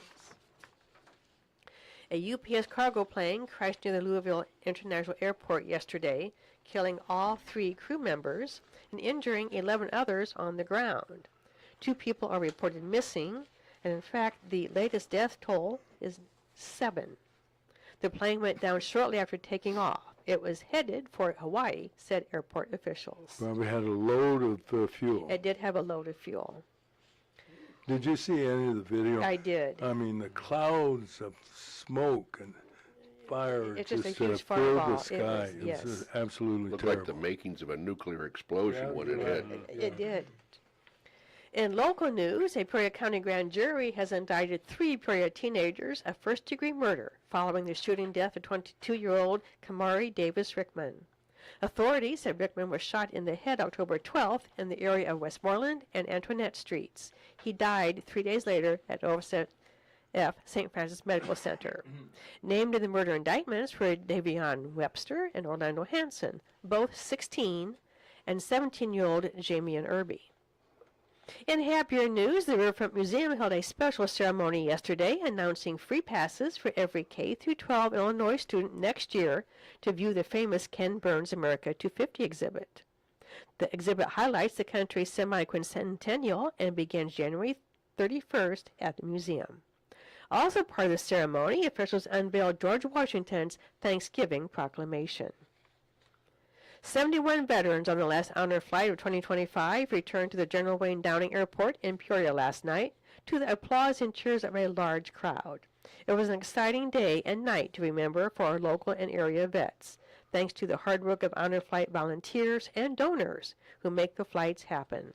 God bless them, one and all. Those are headlines, Roger. How about a check of the weather brought to you by Kyle Varnold and Insurance Pro. He can shop around on your behalf to find the right coverage at the right price, whether it's for homeowners, vehicle insurance, or health and life insurance. And, of course, he specializes in Medicare coverage as well. Kyle's phone number at 309-682-0519. Number again, 682-0519. Dave has the weather. All right, everybody. Today, sunny and breezy, very similar to the current panel here at Roger and Friends Breakfast, of course, as always. Winds gusting to 30 miles an hour, high of 61. Tonight, clear and down to 35 for the low. Tomorrow, sunny and windy, high of 62. Watch those leaves blow around your yard tomorrow. Showers possibly tomorrow night, low of 52. Friday, cloudy early and then gradual clearing as you head into your weekend, becoming sunny and a high of 67. Saturday, partly sunny, and then a chance for some afternoon rain, 58, and the temperature declining. Currently, we're looking at 51 degrees, and there's your weather for today. Okay, thank you very much, Dave. And Kevin Sullivan is here, well-known Peoria defense attorney. Let's talk about a judge, and one in specific who has really had a number of Republicans, namely Donald Trump, in the crosshairs of his judicial rifle, you might say. And now some Republicans, and namely one out of Texas, says, you know, this guy is corrupt, is not impartial, has filed a resolution for, what's the official impeachment, yes, against him. You want to talk about federal Judge James Boasberg? Well, you know, the situation that really has kind of caught fire is the fact that he signed 100 and some subpoenas, authorized them, that were initiated by Special Prosecutor Jack Smith.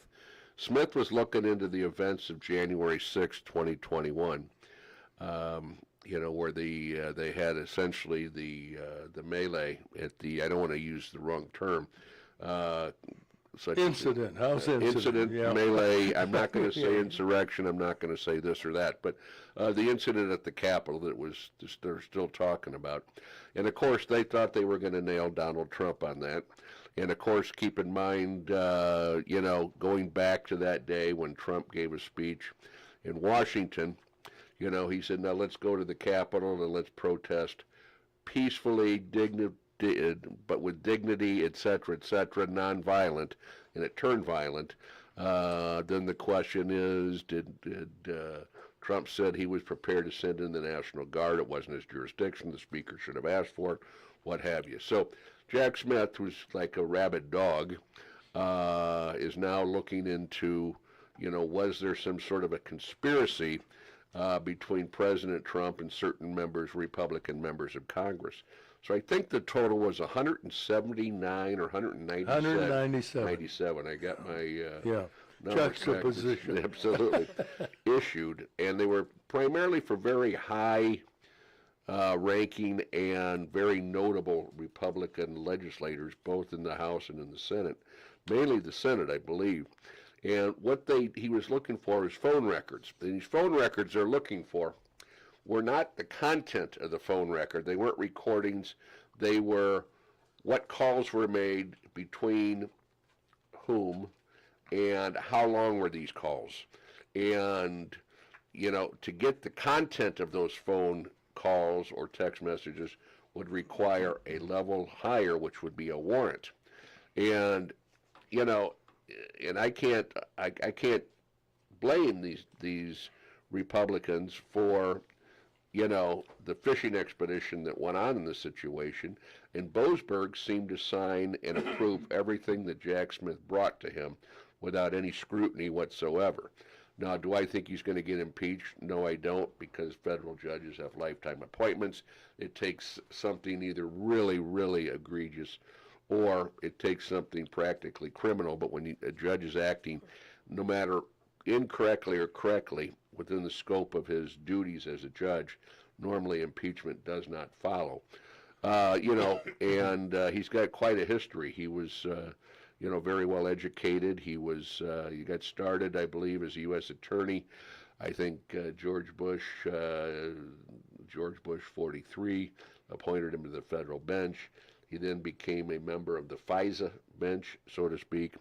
And but the senators are really upset because it's an invasion of their privacy, and there's laws that protect them in what they do, who they talk to, how they gather information in order to either support or oppose certain bills that are going to be brought up for a vote. So it's a controversy that's not over yet, and perhaps Jack Smith should have been a little bit more transparent, because the phone records are what they are. In other words, I don't see that if he would have contacted these senators and said, hey, what involvement did you have with the president, with the president's staff? What was your role on January 6th? I'd like to get a copy of your phone records. I don't see how the senators can eliminate those records. They are either what they are, they're business records that are kept in the ordinary course of whether it's Verizon or T-Mobile or whoever the AT&T, the carrier may be. So it's not done yet. It's going to be interesting. I know Chuck Schumer, or not Chuck Schumer, but Senator Cruz said something like he printed these subpoenas out like they print out menus at Denny's. And, that sounds like something Senator Kennedy would say out of Louisiana.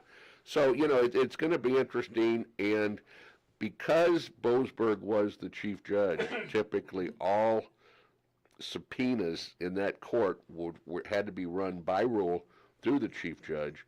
So that's why it ended up with him. But I think he certainly showed his partisan colors by doing what he did without discrimination. I mean, anything that Smith wanted, he got. And that's really not how it's supposed to be. I can recall, and I'm talking about a warrant at this point in time, when I was a little kid and my dad was a judge, the judges would rotate weekend or evening duty. So if a police officer needed a warrant or there was something that was needed, one judge was always on call, whether it was Christmas, Easter, 4th of July, what have you. And many, many times as a kid, I'd see the police cars pull into the driveway. after I took a breath of fresh air and realized they weren't there for me, but I would listen and because I was interested in how the warrant process worked, and what the police would do is they may have, let's say they may be interested in searching somebody's house, times of the essence. They would prepare a document in Illinois called a complaint for a search warrant, and it would list in there the expertise of the police officer, the experience of the police officer, what the investigation has led to, and why they want to search a residence or a garage or an outbuilding or whatever the case may be.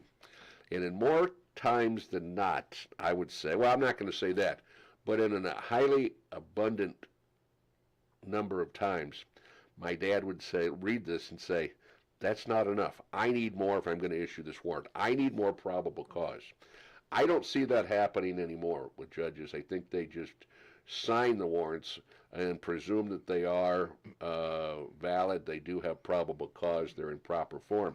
But in a role, the judge should act as not necessarily an adversary, but perhaps the checks and balances.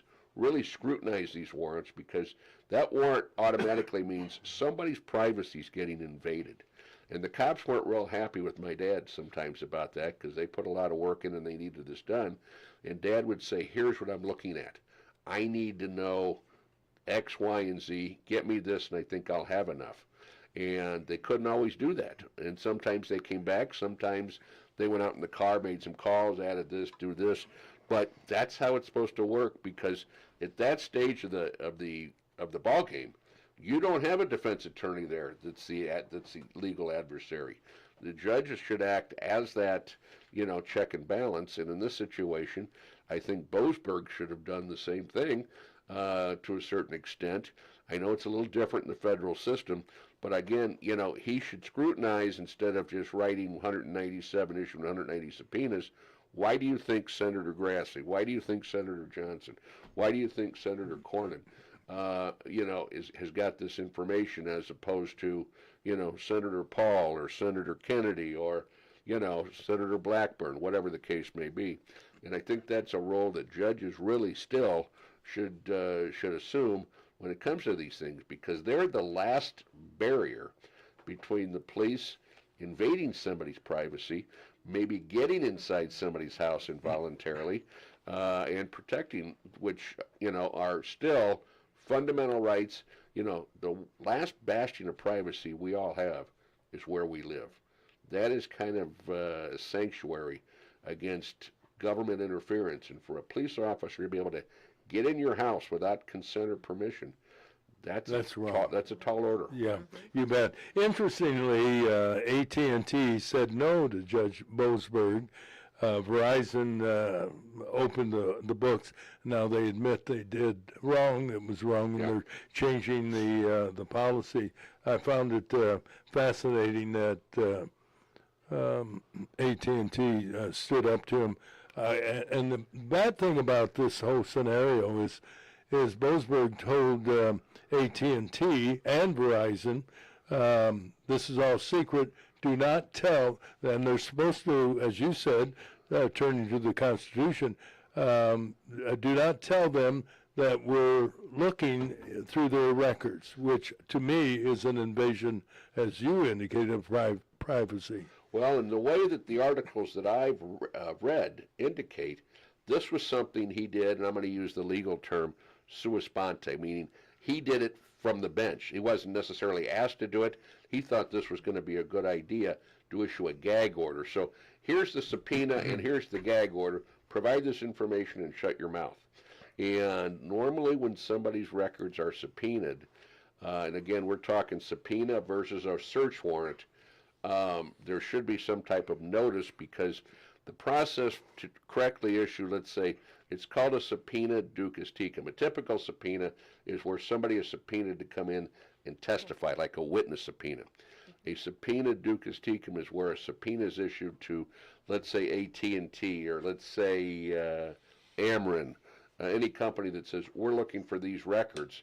And if you have an adversary on the case, let's say the case is open and there's two sides, the other side should get notice of that subpoena so that they have an opportunity to timely object. because once the information gets out, it's like unringing a bell, or putting the toothpaste back in the tube. Once that information's out, if a judge then says later, well, you can't use it, well, they've already got that information, and they're somehow going to color the way they're going to approach it, so they're going to use that information, but not, so it's not necessarily obvious that they have it. So there are some requirements there, and when it comes to subpoenas versus warrants. I wish you wouldn't have used the example of putting toothpaste back in the tube. I have done that, and not successfully, but a little bit. Well, and, it's easier after it's used. Yeah. Well, it wasn't that bad, for that matter. I'll tell you, switching gears a little bit, I think one of the most monumental legal issues before the Supreme Court is the decision as to whether or not the President of the United States can issue tariffs or not. And as you know, Donald Trump has used tariffs very successfully to the benefit of all people in the United States of America. If the courts take away that right, whether it is President Trump or Obama or whoever down the line, taking away one of the great bargaining tools of the executive office of the country. Well, the argument primarily is that a presidential function or is that a legislative function? And you're right. If they look at the success of the tariffs that Trump has utilized, and the threats of tariffs that he's utilized, and to do so has been tremendous, you're right, bargaining chip. And I mean, look at the discussions he had, I guess it was last week, with the president of China, yes, in which he adjusted the tariffs based upon China's at least expressed willingness to cooperate with certain things. So, originally Trump said he was going to be in the front row of the Supreme Court today listening to the arguments. Now he's not, because he's going to Miami to speak at an economic conference. He's going to send Treasury Secretary, is it Bassett? Yes, I think. Right. Bassett. Scott to be there. And, which is perfectly fine. That's an open proceeding. It's open to the public. Oh, they're sending him there to intimidate the court. The court's not going to be intimidated for one reason. The court's listening to arguments today. It's not making the decision today. They're going to make the decision within the confines of their chambers and issue a published opinion.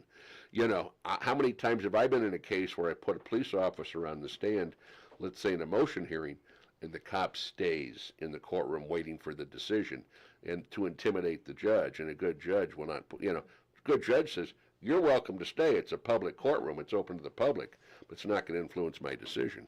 And I've seen cops explode at judges when the cops don't like, absolutely.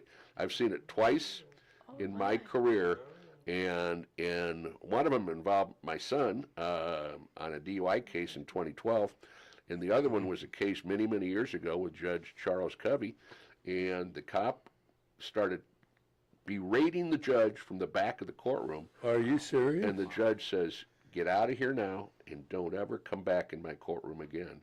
And I think the judge made some calls to talk about how unprofessional that was. Yeah. And again, that to me questioned the integrity of the cop, because it's not personal. They've got a job to do as much as anybody else does. Why should it be personal, Yeah, that's interesting, because I was in court in a case in Kankakee involving me personally, and the judge asked for information about such and such, and somebody in the state's attorney's office said, wait a minute, Judge, and the judge told the attorney from the is it Kankakee County too? Is that? Yeah, it's county. Yeah. Yeah. And the judge admonished the attorney, said, "This is none of your business, so sit down." And he sat down, and I said, "Yes, Judge." Yeah. Because he ruled in my favor in the end. So I was pro-judge on that day. Speaking of funny things I've seen in a courtroom recently, I was in Woodford County maybe a month ago, and I had a hearing involving a police officer stopping and arresting a client of mine. And the police officer came in full uniform, And I always ask them, "Are you on duty today?" "No." "Well, why are you in a uniform?" "Oh, because it's I'm here to influence the court." And so, but no, he didn't say that. But you knew that's what he was doing. And so this police officer, when called into the courtroom, walks in, and I would have thought he was guarding the tomb of the unknown soldier. I mean, he walked in right angles to get to the witness stand. And I mean, it was just poetry in motion, and it was, and I'm kind of looking around, and I'm trying to get I was looking at the judge, seeing if I could I couldn't get an expression from the judge. But it was talked about afterwards. Yeah, he was a little theatrics. Yeah, I've seen it. There's a lot of that in front of juries too. All right, now I'm putting money down, wanting to know, how do you think the Supreme Court is going to rule on whether the president has the authority to issue tariffs? Well, I'm going to start out by saying I'm usually wrong when I call these cases. I think the court. Well, let me back up and say this. Obviously, if the Supreme Court is involved, there are there's some vagueness in the law. And so, having said that, I mean, if it was clear cut, they wouldn't need a court to interpret it. So you've got some vagueness in the law. I'd like to think that they're going to allow the president as the chief executive to do this, perhaps in conjunction or in addition to the legislature, based on the success and based on the need to do this, sometimes on a rather quick basis if there's a problem with another country or another trading partner. I think the president's got certain autonomy that he needs, and I don't care who the president is. I don't care if it's Obama. I don't care if it's Clinton. I don't care if it's Bush, whatever. Any president, chief executive, has to be able to spin on a dime sometimes and make a call. And I think if you look at objectively look at the success and the purpose and the benefit of the tariffs that have been utilized in the last 9 months, I think that's ought to be an educational class for the Supreme Court to say, we're going to allow the president to do it. Maybe they're going to limit it. Maybe they're going to oppose it.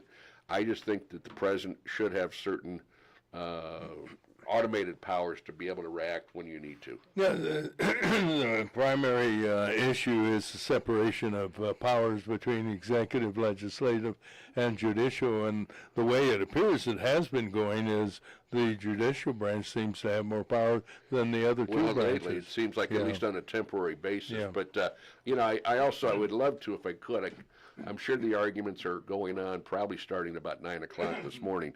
And I wish there is a way to listen to them. I don't think I can do it. Oh, really? Yeah, I have to be in Tazewell County at 9, so I'm not going to be able to hear much from them. But we'll hear the blowback tonight. It'll be interesting to see. And then I love to hear what the different networks say. Well, based on the question of Judge Sotomayor, there's no way they're going to allow this to happen, or Justice Roberts has said this, and all the speculation based on the questions. You got it.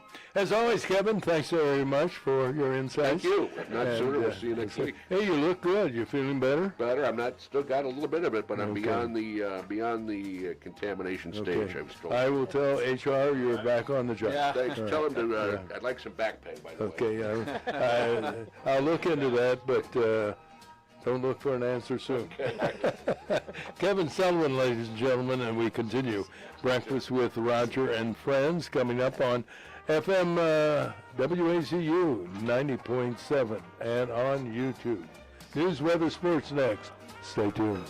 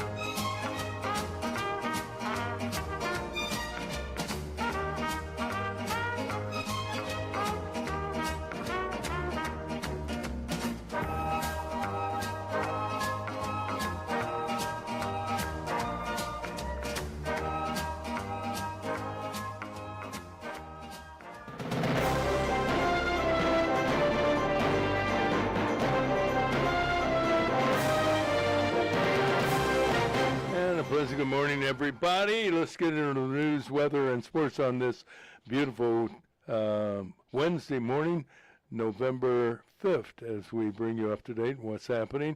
And we start with the weather, brought to you by our friends at Peoria Pet Crematory. The folks there are experienced professionals who offer several dignified options when you lose your pet. You can reach them at any hour of the day or night, 7 days a week at 309-713-1898. Peoria Pet Crematory, people who care. Dave has the weather. Dave, what do you have? Here we are on Wednesday already. Today, sunny and windy. Winds gusting to around 30 miles per hour, so hold on to your hat today, right? High is 61. Tonight, clear and 35 for the low. Tomorrow looks like sunny and windy again. Back up to 62. We're enjoying these November days, right? Tomorrow night, some showers, low of 52. Now, Friday, it's going to be cloudy early, but then that sun peaks out again, gradually clearing, and then sunny and all the way up to 67 degrees. Saturday starts out partly sunny, and then maybe a chance for some afternoon rain, a high of 58, and then that temperature plummets from there, but that's for a later story. Currently, it's 51 degrees, and now for the news. How much later? They're saying mid-afternoon. Okay. It's supposed to, and then really chilly Saturday night, and then Sunday there was a high of only like 40 and windy. I saw it's today that in the time weather. of the year. I saw in the national weather they said a taste of winter, a taste of Really? winter, which sounds like a great Taste of band name, Winter. doesn't it? A taste. I'm of not winter. ready. Yeah, I mean, it's a great album. Yeah, you bet. All right, let's get into the news. Brought to you by Kathy Reynolds, a brilliant real estate, thinking about selling or buying a new home. Well, it's not too late to check in, get the information from Kathy Reynolds. She's available at Brilliant Real Estate at 309-696-2162, 696-2162. Now the news. Terry, what do you have? Well, yesterday was an off-year election with several races of interest, especially in New York City. A guy described by some political pundits as not just a socialist but a communist has won election as mayor. Zoran Mamdani, who said if he became mayor, he would provide free public transportation, free child care, and other benefits such as a freeze on what apartment owners can charge for rent, and city-owned grocery stores where everything would be a bargain. Mamdani defeated former New York Governor Andrew Cuomo and Republican Curtis Sliwa. There was a big contest in New Jersey for the governor's office. Looks like Democrat Mikey Sherrill has defeated Republican Jack Ciattarelli. In Virginia, voters weren't ready for a black to become governor, especially a black Republican woman.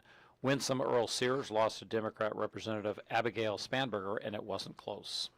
In other national news, a scandal has erupted with news that Joe Biden Department of Justice started spying on a number of Republicans in Congress. Attorney Jack Smith was appointed as the attack dog for the DOJ and obtained 197 subpoenas from fellow Democrat Federal Judge James Boasberg. Working together, the high-ranking Democrats obtained over 200 phone records in a secret mission called Operation Arctic Frost. Judge Boasberg has been the chief critic of President Donald Trump, and his judicial actions are now the basis for the filing of articles of impeachment by Texas Representative Brandon Gill. The Republican says Judge Boasberg has compromised the impartiality of the judiciary and created a constitutional crisis. Gill went on to say Boasberg shamelessly weaponized his power against Republicans by allowing the tapping of telephones and issuing close to 200 subpoenas, all against Republicans. A UPS cargo plane crashed near the Louisville International Airport yesterday, killing all 3 members and injuring 11 others on the ground. 2 people are reported missing. The latest death toll was 7 altogether. The plane went down shortly after taking off. It was headed for Hawaii, said airport officials. In local news, a Peoria County grand jury has indicted 3 Peoria teenagers of first-degree murder following the shooting death of 22-year-old Kamari Davis Rickman. Authorities said Rickman was shot in the head October 12th in the area of Westmoreland and Antoinette Streets. He died 3 days later at St. Francis Medical Center. Named in the murder indictments were Davion Webster and Orlando Hanson, both 16, and 17-year-old Jamian Irby. In happier news, the Riverfront Museum held a special ceremony yesterday, announcing free passes for every K-12 Illinois student next year to view the famous Ken Burns America 250 exhibit. The exhibit highlights the country's semi-quincentennial and begins January 31st at the museum. Also part of the ceremony, officials unveiled George Washington's Thanksgiving Proclamation. 71 veterans on the last honor flight of 2025 returned to the General Wayne Downing Airport in Peoria last night to the applause and cheers of a large crowd. It was an exciting day and night to remember for our local and area vets, thanks to the hard work of honor flight volunteers and donors who make the flights happen. God bless them, one and all. And that's the news. Back to you.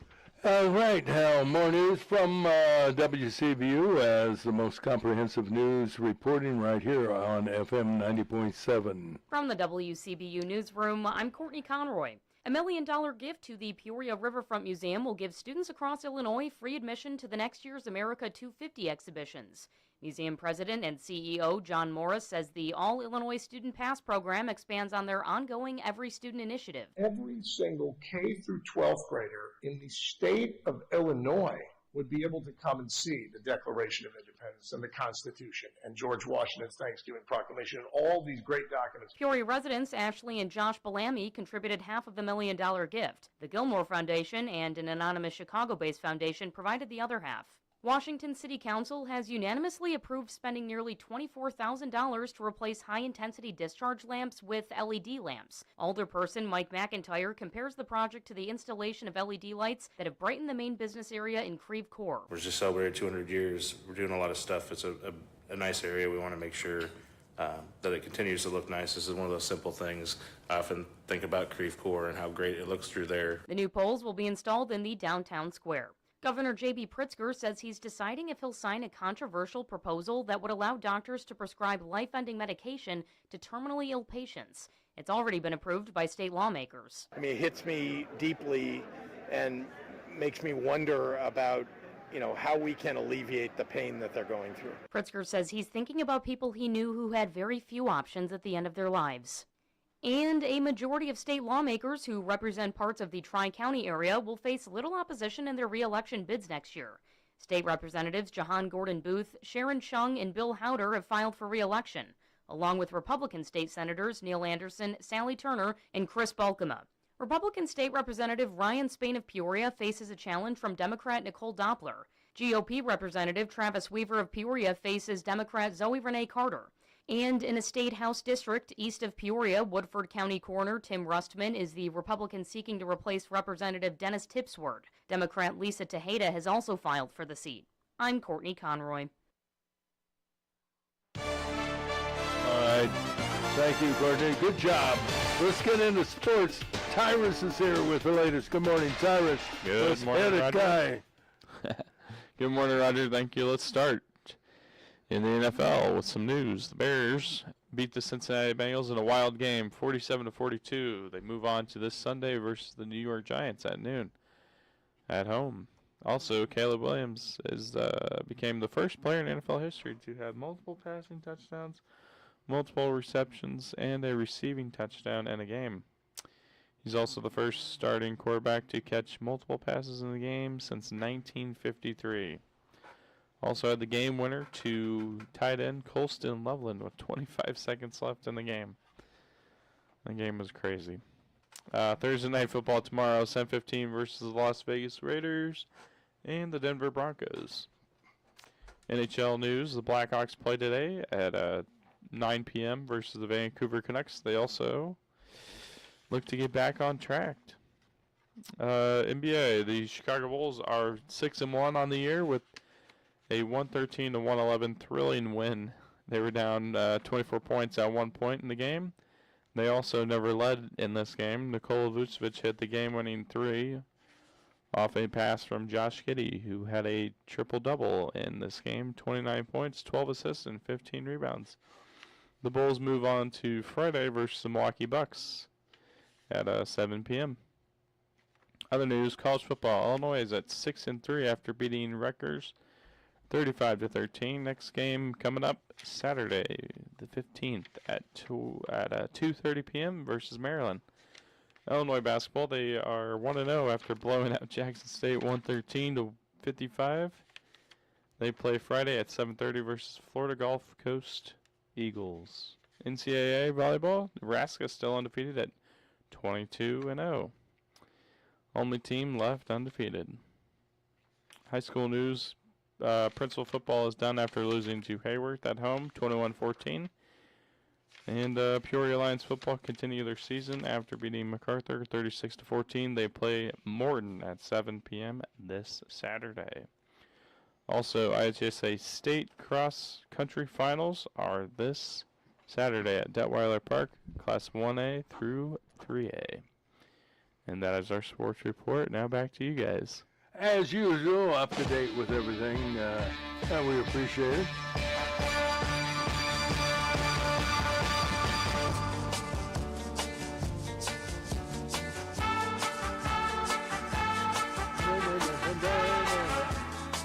All right,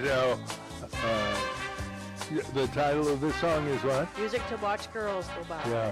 All right. Okay. James Bond is going to be coming anytime now through the door.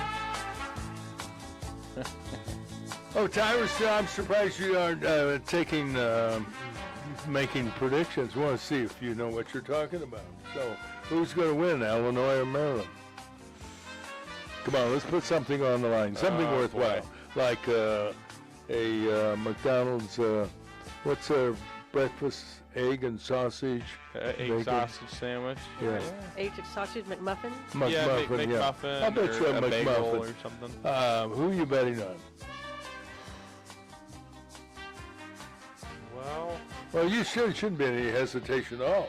You know, if you're a sports guy, Illinois. All right, I'll go Maryland. Yeah. I think it'll probably be Maryland, but you got another guy. What other game we'll bet on?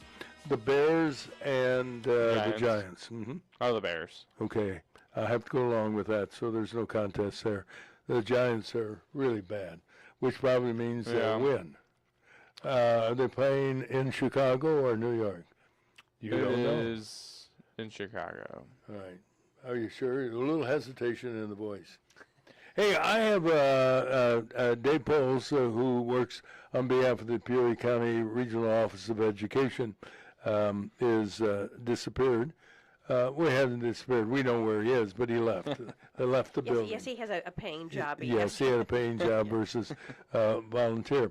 I have a question for you. You're pretty politically astute among other subjects for that matter. When John Kennedy ran for president of the United States, what was an issue that was brought up, unsuccessfully, obviously, because he got elected? What were some people worried about? Because he was the first, he was the first Catholic president. Exactly His right. religion. Yeah. Now, what happened in New York City? The people just voted for a communist. Not only, but a Muslim. And you know what is happening? We do have a healthy or unhealthy, depending on your political perspective, population of Muslims in this country. Minneapolis has a pretty good population of it. This is breaking news that we have, not we, city of New, and it wasn't close. I can't understand why this, well, I do understand, because people who run for public office usually have a pretty good ego. And this Curtis Sliwa obviously thinks very highly of himself. He wears that beret as if he's in the beret aspect of the U.S. Marines. Yeah. I don't know if he's a veteran or he just likes wearing the beret. But he had between 7% is the percentage of votes that he got. And there was no reason for him, a single digit, to stay in the race other than he loved running for the mayor of New York City. It will be interesting. I think Mondami, who's pretty arrogant in his acceptance speech, so to speak, last night, that when you're dealing with the federal government, you're just another mayor, even though it's the largest city, I believe, in the United States, with Los Angeles next. And is it the third largest city in the world? I know it's between. It's right up there. Yeah, for that matter. Anyway, we will be watching that one very closely as he opens up allegedly city-owned grocery store, free health care. And can you imagine telling apartment owners you can only charge this much rent? Yeah, whatever it is now, even though utility costs will go up and other costs will go up, you can't raise your rent. I don't know whether, I think that will be constitutionally challenged in court, as will many of the things that he will attempt to do. Yesterday, I mentioned that I attended a concert at the Villas of Hollybrook in Morton. And I want to mention, I don't know whether I mentioned the lady's name or not, but I will this morning. Mary Remmers was among those who attended the concert that was performed by Kathy Reynolds for about 1 hour of great musical entertainment. And afterward, Mary came up and indicated that she had been following yours truly in radio for a number of years. And I wanted to tell her, well, you did a better job than my own mother. And I'm going to send her a note and say thank you very much for that. All right, we have a special message, as we do each and every morning on our morning show with WACU FM 90.7. A boy born in Joplin, Missouri was fascinated by anything with wheels and a motor. The odds of him going on to fascinate millions with his talent? 1 in 260,000. The odds of this born racer having 157 career top 10 finishes in NASCAR? 1 in 125 billion. But every driver seeks the pinnacle of their achievements. The odds of him winning both the Daytona 500 and the Brickyard 400 in the same year? 1 in 195 million.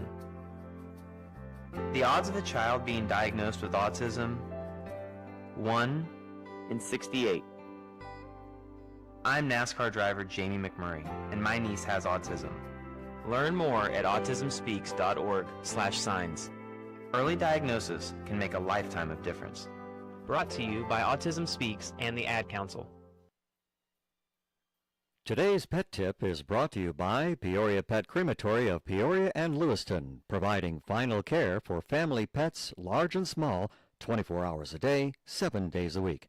Their phone number is 713-1898. That's 713-1898. More information is available at peoriapetcrematory.com. Pet lovers are dedicated to their animals, all species from horses to turtles and of course cats and dogs. If you are a pet lover, learn these little known, somewhat amazing facts about your pet. You can be your dog's doctor in a pinch. Some common drugs in your medicine cabinet can also ease Fido's minor ailments. Use common sense and read the caution labels. Minor temporary pain and soreness can be treated with aspirin. 80 milligrams or 1 baby aspirin for 50 to 100 pounds of animal weight would be safe. Aspirin is generally safe for dogs, but not all pain relievers. Do not give your pet Tylenol or acetaminophen. Allergies can be treated with Benadryl. 1 milligram per pound of animal weight 2 times daily should be a safe dose. Tummy upsets can be treated with Pepto-Bismol. You would give 1 teaspoon per 20 pounds of animal weight every 4 to 6 hours, up to 24 hours. Constipation is best treated with canned pumpkin, not pumpkin pie mix, just the canned pumpkin. Mix it with their dry food and they will think it's a treat. Approximately 2 tablespoons for 20 pounds of body weight. These few tips may help you avoid unnecessary trips to the vet and make your pet more comfortable through short-term ailments. As always, if what we try at home doesn't work or our pet seems to worsen, we should see our veterinarian as soon as possible. This whisker of information has been made possible by a grant from the Corporation for Public Broadcasting in partnership with Spot, Saving Pets One at a Time, and KSBR Studios. Produced by Joseph C. McGuire and theme music by Stuardo Glasser. Today's pet tip has been brought to you by Peoria Pet Crematory of Peoria and Lewiston, providing final care for family pets, large and small, 24 hours a day, 7 days a week. Their phone number is 713-1898. That's 713-1898. More information is available at peoriapetcrematory.com.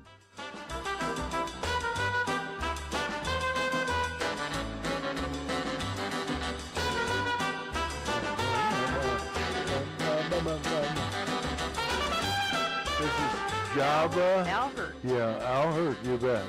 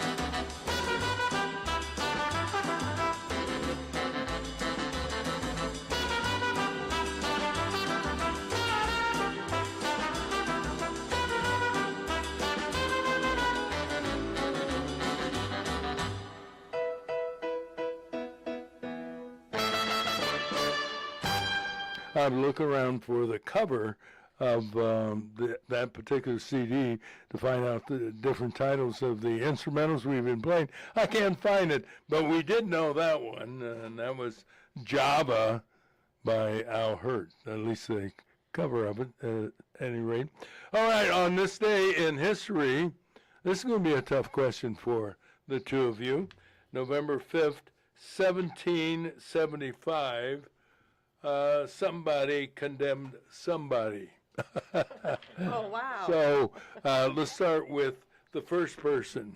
Who in historical, in the historical arena, Would be the who would we begin with? The condemnee would have been King George III.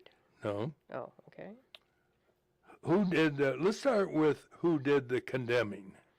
Was it an American? Well, it would have been an American, but was yes. it here? Okay. Yes. Mm-hmm.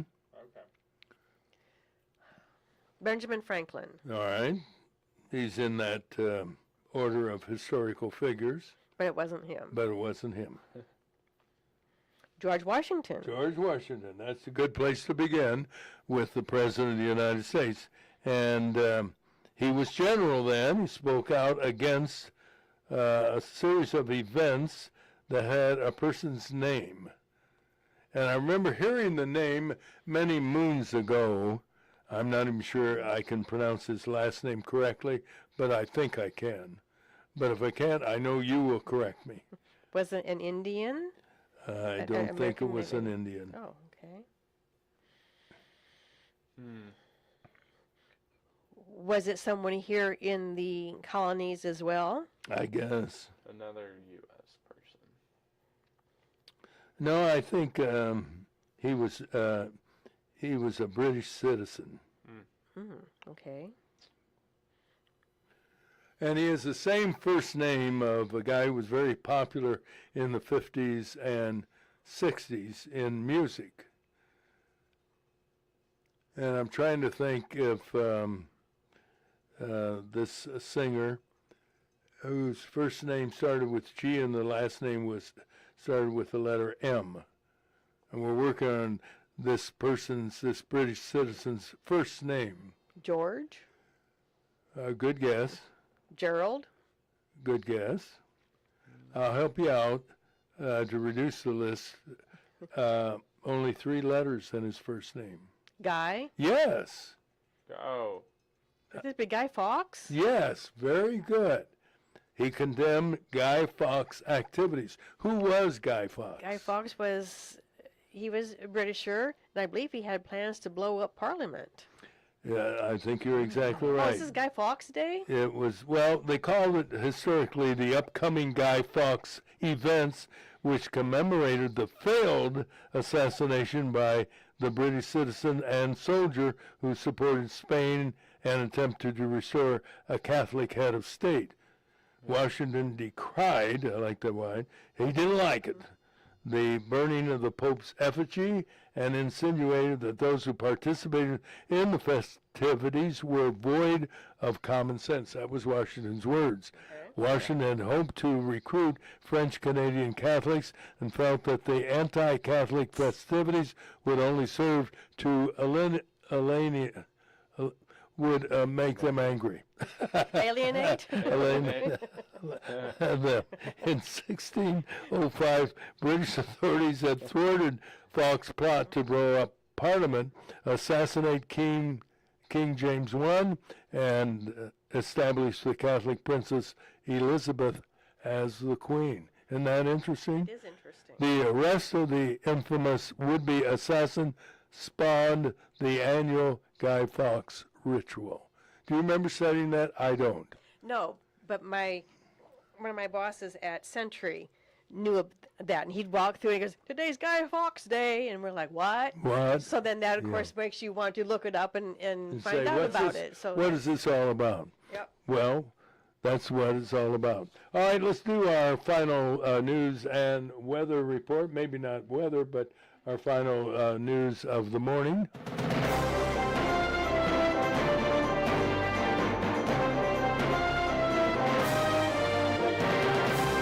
You never know when you or someone you love will need help recovering from a health problem. Spoon River Home Health, they've been around serving families with nurses, therapists, and home care assistants for over 30 years now. They're compassionate, professional, and skilled at what they do, and you can learn more about the services they provide. Their phone number 309-245-0723. That number again, 245-0723. Now with the news, here's Terry. there were a number of elections across the country yesterday, with several races of interest, especially in New York City. A guy described by some as not just a socialist, but a communist, has won the election as mayor. Zoran Mamdani, who said if he became mayor, he would provide free public transportation, free child care, and other benefits such as a freeze on what apartment owners can charge for rent, and city-owned grocery stores where everything would be a bargain. Mamdani defeated former New York Governor Andrew Cuomo and Republican Curtis Sliwa. There was a big contest in New Jersey for the governor's office. Democrat Mikey Sherrill has defeated Republican Jack Ciattarelli. And in Virginia, voters were not ready for a black to become governor, especially a black Republican woman. Winston Earl Sears lost to Democrat Representative Abigail Spanberger, and it wasn't close. In other national news, a scandal has erupted with news that Joe Biden Department of Justice started spying on a number of Republicans in Congress. Attorney Jack Smith was appointed as the attack dog for the DOJ and obtained 197 subpoenas from fellow Democrat federal judge James Boasberg. Working together, the two obtained over 200 phone records in a secret mission called Operation Arctic Frost. George Boasberg has been the chief critic of President Donald Trump, and his judicial actions are now the basis for the filing of articles of impeachment by Texas Representative Brandon Gill. The Republican says Judge Boasberg has compromised the impartiality of the judiciary and created a constitutional crisis. Gill went on to say Boasberg shamelessly weaponized his power against Republicans by allowing the tapping of telephones and issuing close to 200 subpoenas, all against Republicans. A UPS cargo plane crashed near the Louisville International Airport yesterday, killing all 3 crew members and injuring 11 others on the ground. 2 people are reported missing, and in fact, the latest death toll is 7 altogether. The plane went down shortly after taking off. It was headed for Hawaii, said airport officials, meaning it was filled with fuel. In local news, a Peoria County grand jury has indicted 3 Peoria teenagers of first-degree murder following the shooting death of 22-year-old Kamari Davis Rickman. Authorities said Rickman was shot in the head October 12th in the area of Westmoreland and Antoinette Streets. He died 3 days later at St. Francis Medical Center. Named in the murder indictments were Davion Webster and Orlando Hanson, both 16, and 17-year-old Jamian Irby. In happier news, the Riverfront Museum held a special ceremony yesterday announcing free passes for every K-12 Illinois student next year to view the famous Ken Burns America 250 exhibit. The exhibit highlights the country's semi-quincentennial and begins January 31st at the museum. Also part of the ceremony, officials unveiled George Washington's Thanksgiving proclamation. 71 veterans on the last honor flight of 2025 returned to the General Wayne Downing Airport in Peoria last night to the applause and cheers of a large crowd. It was an exciting day and night to remember for our local and area vets, thanks to the hard work of honor flight volunteers and donors who make the flights happen. God bless them, one and all. And those are the headlines, Roger. You know, that's really fascinating, and our thanks to Bob Reed for checking in with us each and every flight. And it's amazing. They're always, shall we say, use the term sold out. 71, I think, is the usual number, and it is amazing the turnout and the support they get. You know, that's not an inexpensive project. No, it is not. And they raise the money, and the joy that the veterans experience is worth every penny that is expended to make that happen. Let's take a look at the weather, and it's brought to you by your hometown community banks, division of Morton Community Bank. Look for the clock tower, and you'll know they have time for you. Member FDIC. Weather-wise, another beautiful fall day. Tyrus, sunny and windy. Those winds gusting up to 30 miles per hour. The high today, a pleasant 62 degrees. I'd like it to be a little higher, like yesterday. Do we know what the high was yesterday? I'm going to guess around 68 degrees. Do you think? It didn't break 70, did it? No, I thought I heard 67, but I could be wrong. Well, a little cooler today, a high of 62. What'd you find out? You didn't find anything? Okay. Anyway, tonight clear, 35 for the low. Tomorrow sunny and windy, a high of 62. Tomorrow night, showers, and we need the rain for the ground, the lawns. The overnight low tomorrow night, 52. Friday, it'll be cloudy early, and then gradual clearing, becoming sunny and 68. Saturday, partly sunny, chance for afternoon rain, 56, and currently we are at 55 degrees. There you have, at the bottom of the hour, a look at the news and a check of the weather, and we'll keep you up to date on the temperature between now and when we wrap things up at 9 o'clock. All right, name this song. A child arrived just Cats in the Cradle. Cats in the Cradle. Very Chapin. Nice going. And the singer, did you say, is? Harry Chapin. Now, who is Harry Chapin? I never heard of the bird, but he never heard of me either, so. He died young, I believe, in a car accident. Mm-hmm. So he had this hit, and he had one other one. But he died too young. What is the story of Cats in the Cradle? What's is there a purpose or is it just a cute song with cute words? Cats in the Cradle. Who's the cat? I don't know, but I can't help somebody did a parody of it shortly after this came out. It was Cats in the Kettle at the Peking Moon. And so I always think of that when I hear this song. That's terrible. It is, especially being a cat owner like I am, yes. This next song, I'm sure you'll get. It's one of my favorite songs when it was released. And I think it had something to do with a movie as well. I like the song, I like the melody, I like the guy's voice who sings this. The title is what? The Tyrus? Oh, I know what it Never seen you looking so is. lovely Lady in as you Red did by tonight. Krista Berg. I've never seen you shine so. That's a good one, too. Is this a one-hit wonder for Chris? Pretty much, yes.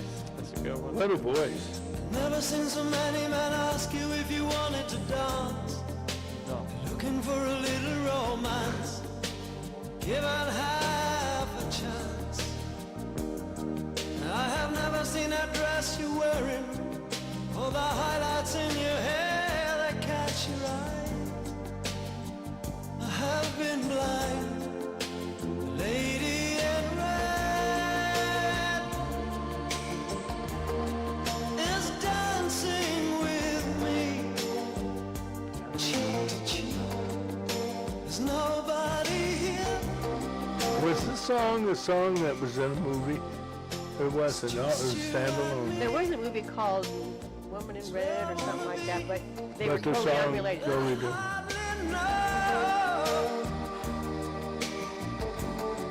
This beauty by my side, I'll never forget the way you look tonight. Now, if my ear serves me correctly, some of the music is from electronics. Never seen you looking so gorgeous. Well, if you've got an electronic keyboard, then yeah, it Yeah, would be yeah. electronic. Well, it's not like a full orchestra. Well, I don't know. So many people want to be there by your side, and when you turn to me and smile, it took my breath away.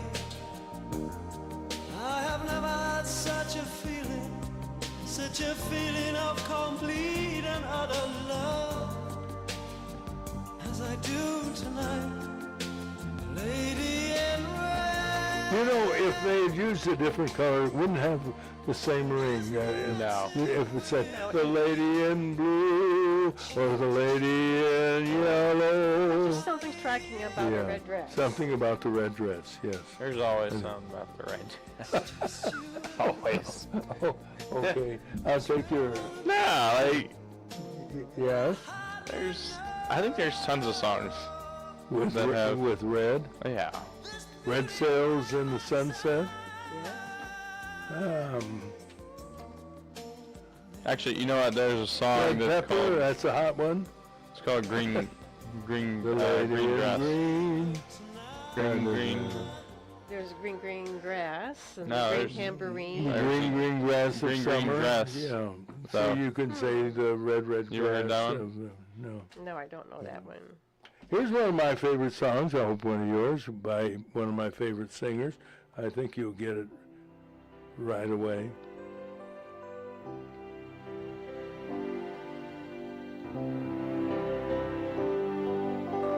The story of my life Neil Diamond. That's right, Neil Diamond. is very plain to read. It starts the day you came. How old is Neil Diamond Yeah, now? And is he still Ends the singing? day you I don't think he's leave. singing anymore. The story of my 84. life. How old is he? 84. 84. He was born in what city? The names New are York. still the same. Brooklyn. He's a Brooklynite. Yeah. This Old just says Brooklyn. New York, but you're right. Probably Brooklyn, yeah. I was alone. You found me Oh, we didn't say the waiting name of and the song. made me your Story of my own. life. Oh, I already said that. Yeah. That's right. I was afraid that somehow I never Is that his real name? I can imagine Neil is. That is his real name.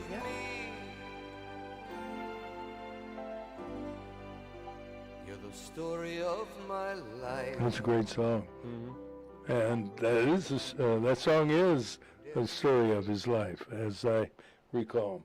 I think you'll get this one as well, boys and girls, or boy and girl.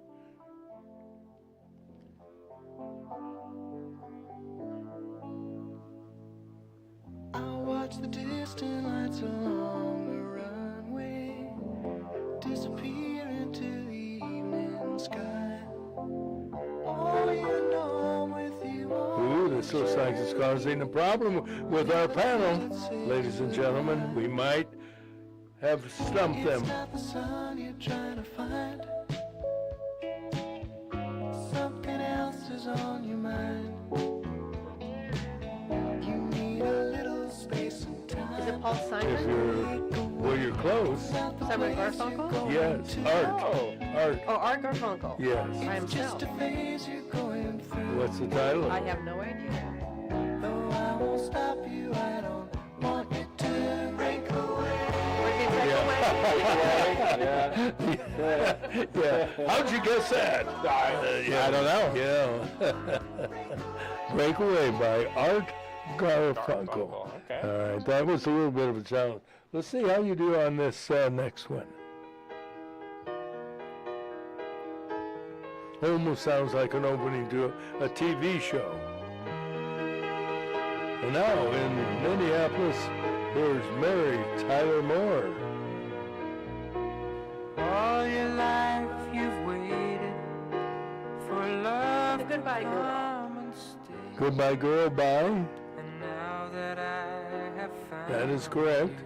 you must now slip away. I know it's hard believing What's their the initials? words you've heard. D as in dog, G as in great. Just once more. 'Cause baby, goodbye doesn't mean DG. Goodbye Girl. Let's see. If you build a fence around the house, The garden. what do you need to get in and out? A gate. Yes, Dan Gates? David Gates. David Gates. Okay. We can't give you credit on that one. All right. Dollar All General. right. Let's see if this might be another one that'll give you a challenge.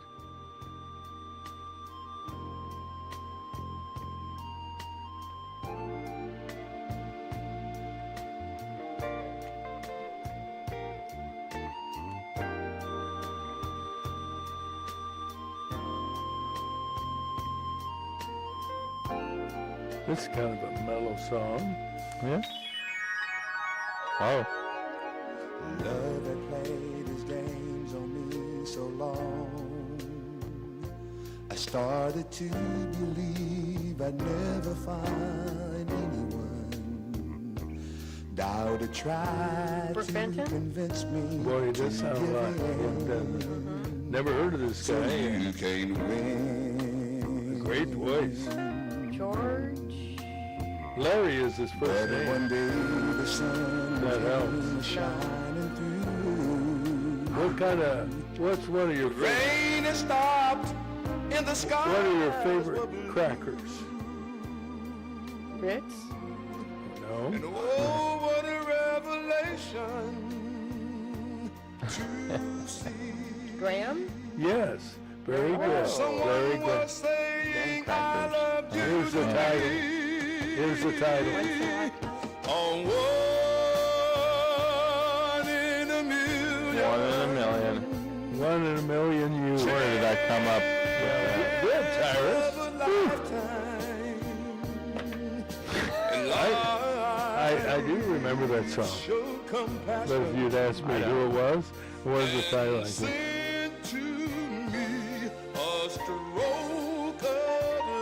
You know, the radio stations don't announce who plays things. Well, I You know can't it, even I know find it. one who plays Yeah. music anymore. Yeah. And so it's frustrating. Like, oh, I recognize this, Yeah. but who That's in the world did it? yeah. Right. Well, You're it's- just supposed to it's- know. Yeah, it's 1 in a million. I think you'll like this next one, and I think you'll get the singer.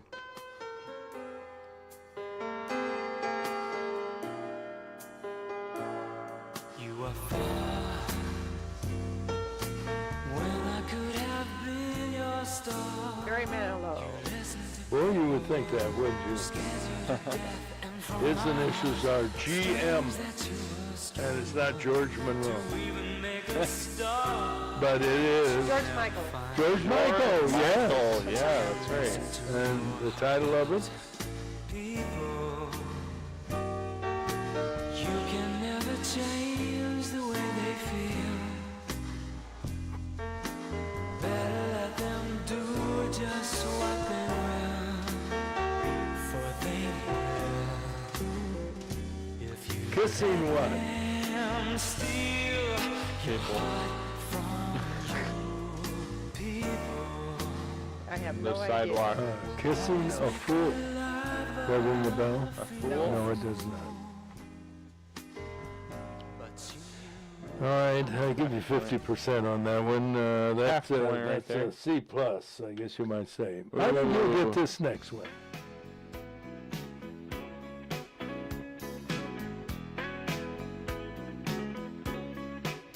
well, you can walk out on me tonight. Ronnie Millsap. Ronnie Millsap is correct. Think that it ain't feeling right, And the title is but darling, there ain't no getting There's no getting over you. Yeah, well, it helps when they sing the title. There's no getting over me. that you need to be free. I saw him at Stevens Point. You saw Ronnie Yeah, Millsap? he's blind, Okay. and he plays the piano, and he sings. But he'd walk around the stage, and he'd come right out to the edge, and he looked at me and grinned, and goes, everybody thinks you know what I'm doing, don't you? He goes, but fooled you. He goes, I know exactly where I'm at. He was a very good performer. Okay. He was. Was it here in Peoria? No, Was it- Stevens Point. Stevens Point. I know you'll get the Yeah. this one. Something's happened This there. will be an easy one, I think.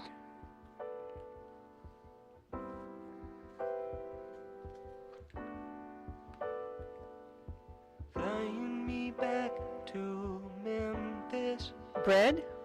No. gonna find my Daisy Jane.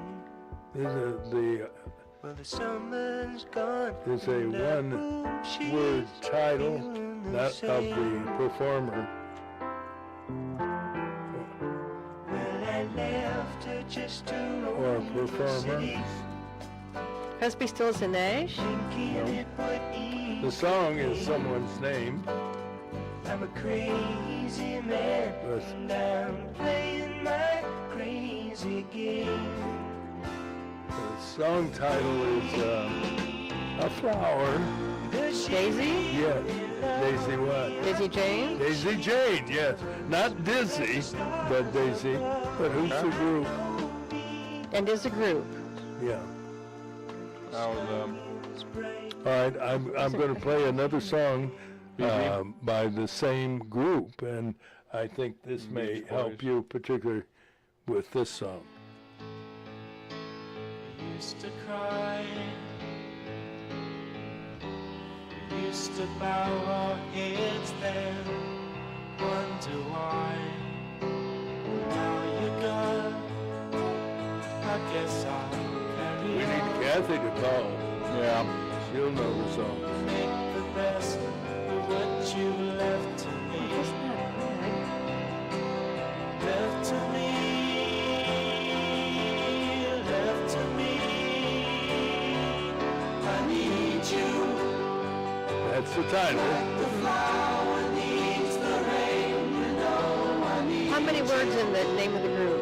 One. Guess I'll start it all again, you know I need you. Like the winter needs the spring, I don't know. you know I need you. I need you.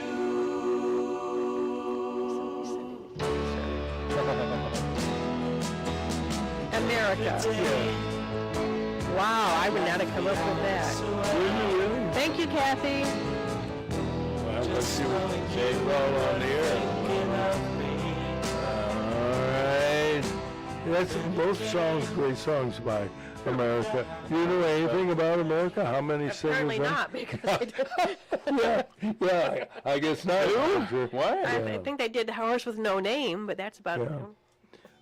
You'll get this one. Another group. Now that's Crosby, Stills, and Nash. Very good. Yeah. And the title of the song? I have more than what I wanted, but I wish that I had started long before I did. And there's so much time to make up everywhere you turn. Time we So much time? wasted on the way. So much more than moving underneath the bridge.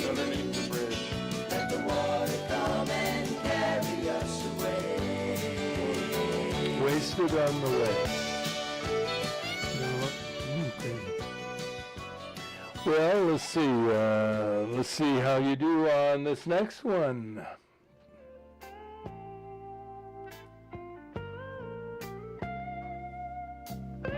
Two words in the title of this, and it has a woman's name as the first word. Baby hair. Two people singing. I can feel you watching in the night. All alone with me, Dan Seals. we're waiting for the sunlight. Two names. First name H, last name O.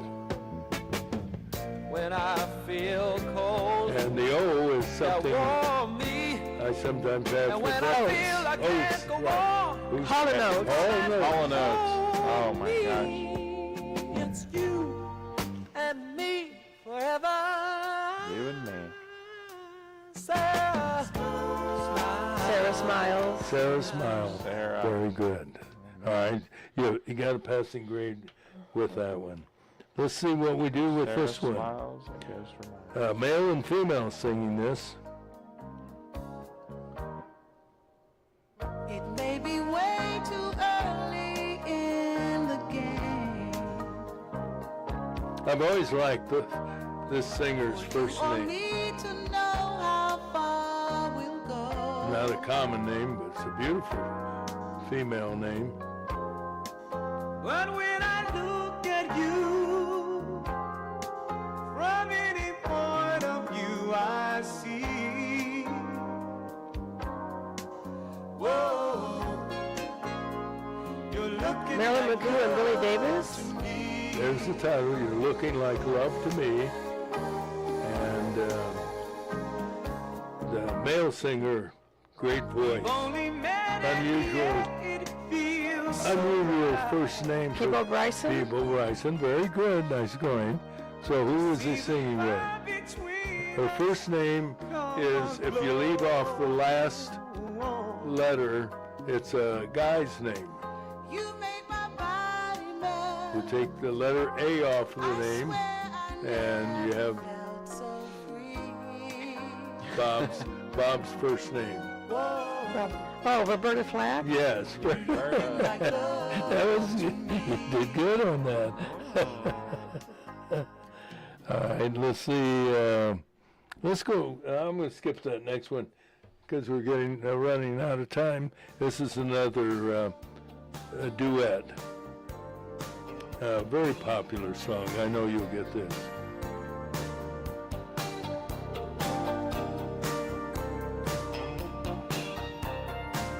Saw a psychic in LA. Was just the other day. Diana Ross? No. Dionne Warwick? And she told me Exactly right, Dionne Warwick. And she told me that I wait, never gotten over you. guy hasn't sung yet. She said that if I called you, you just turn your back and walk away. Ooh, look what love can do. But What Love Can Do, is that the name of it by any chance? No. Oh. What am I to say to this new girl? Jeffrey Osborne Just is last night, the guy. Yeah, I never heard of him. But he's got a great voice.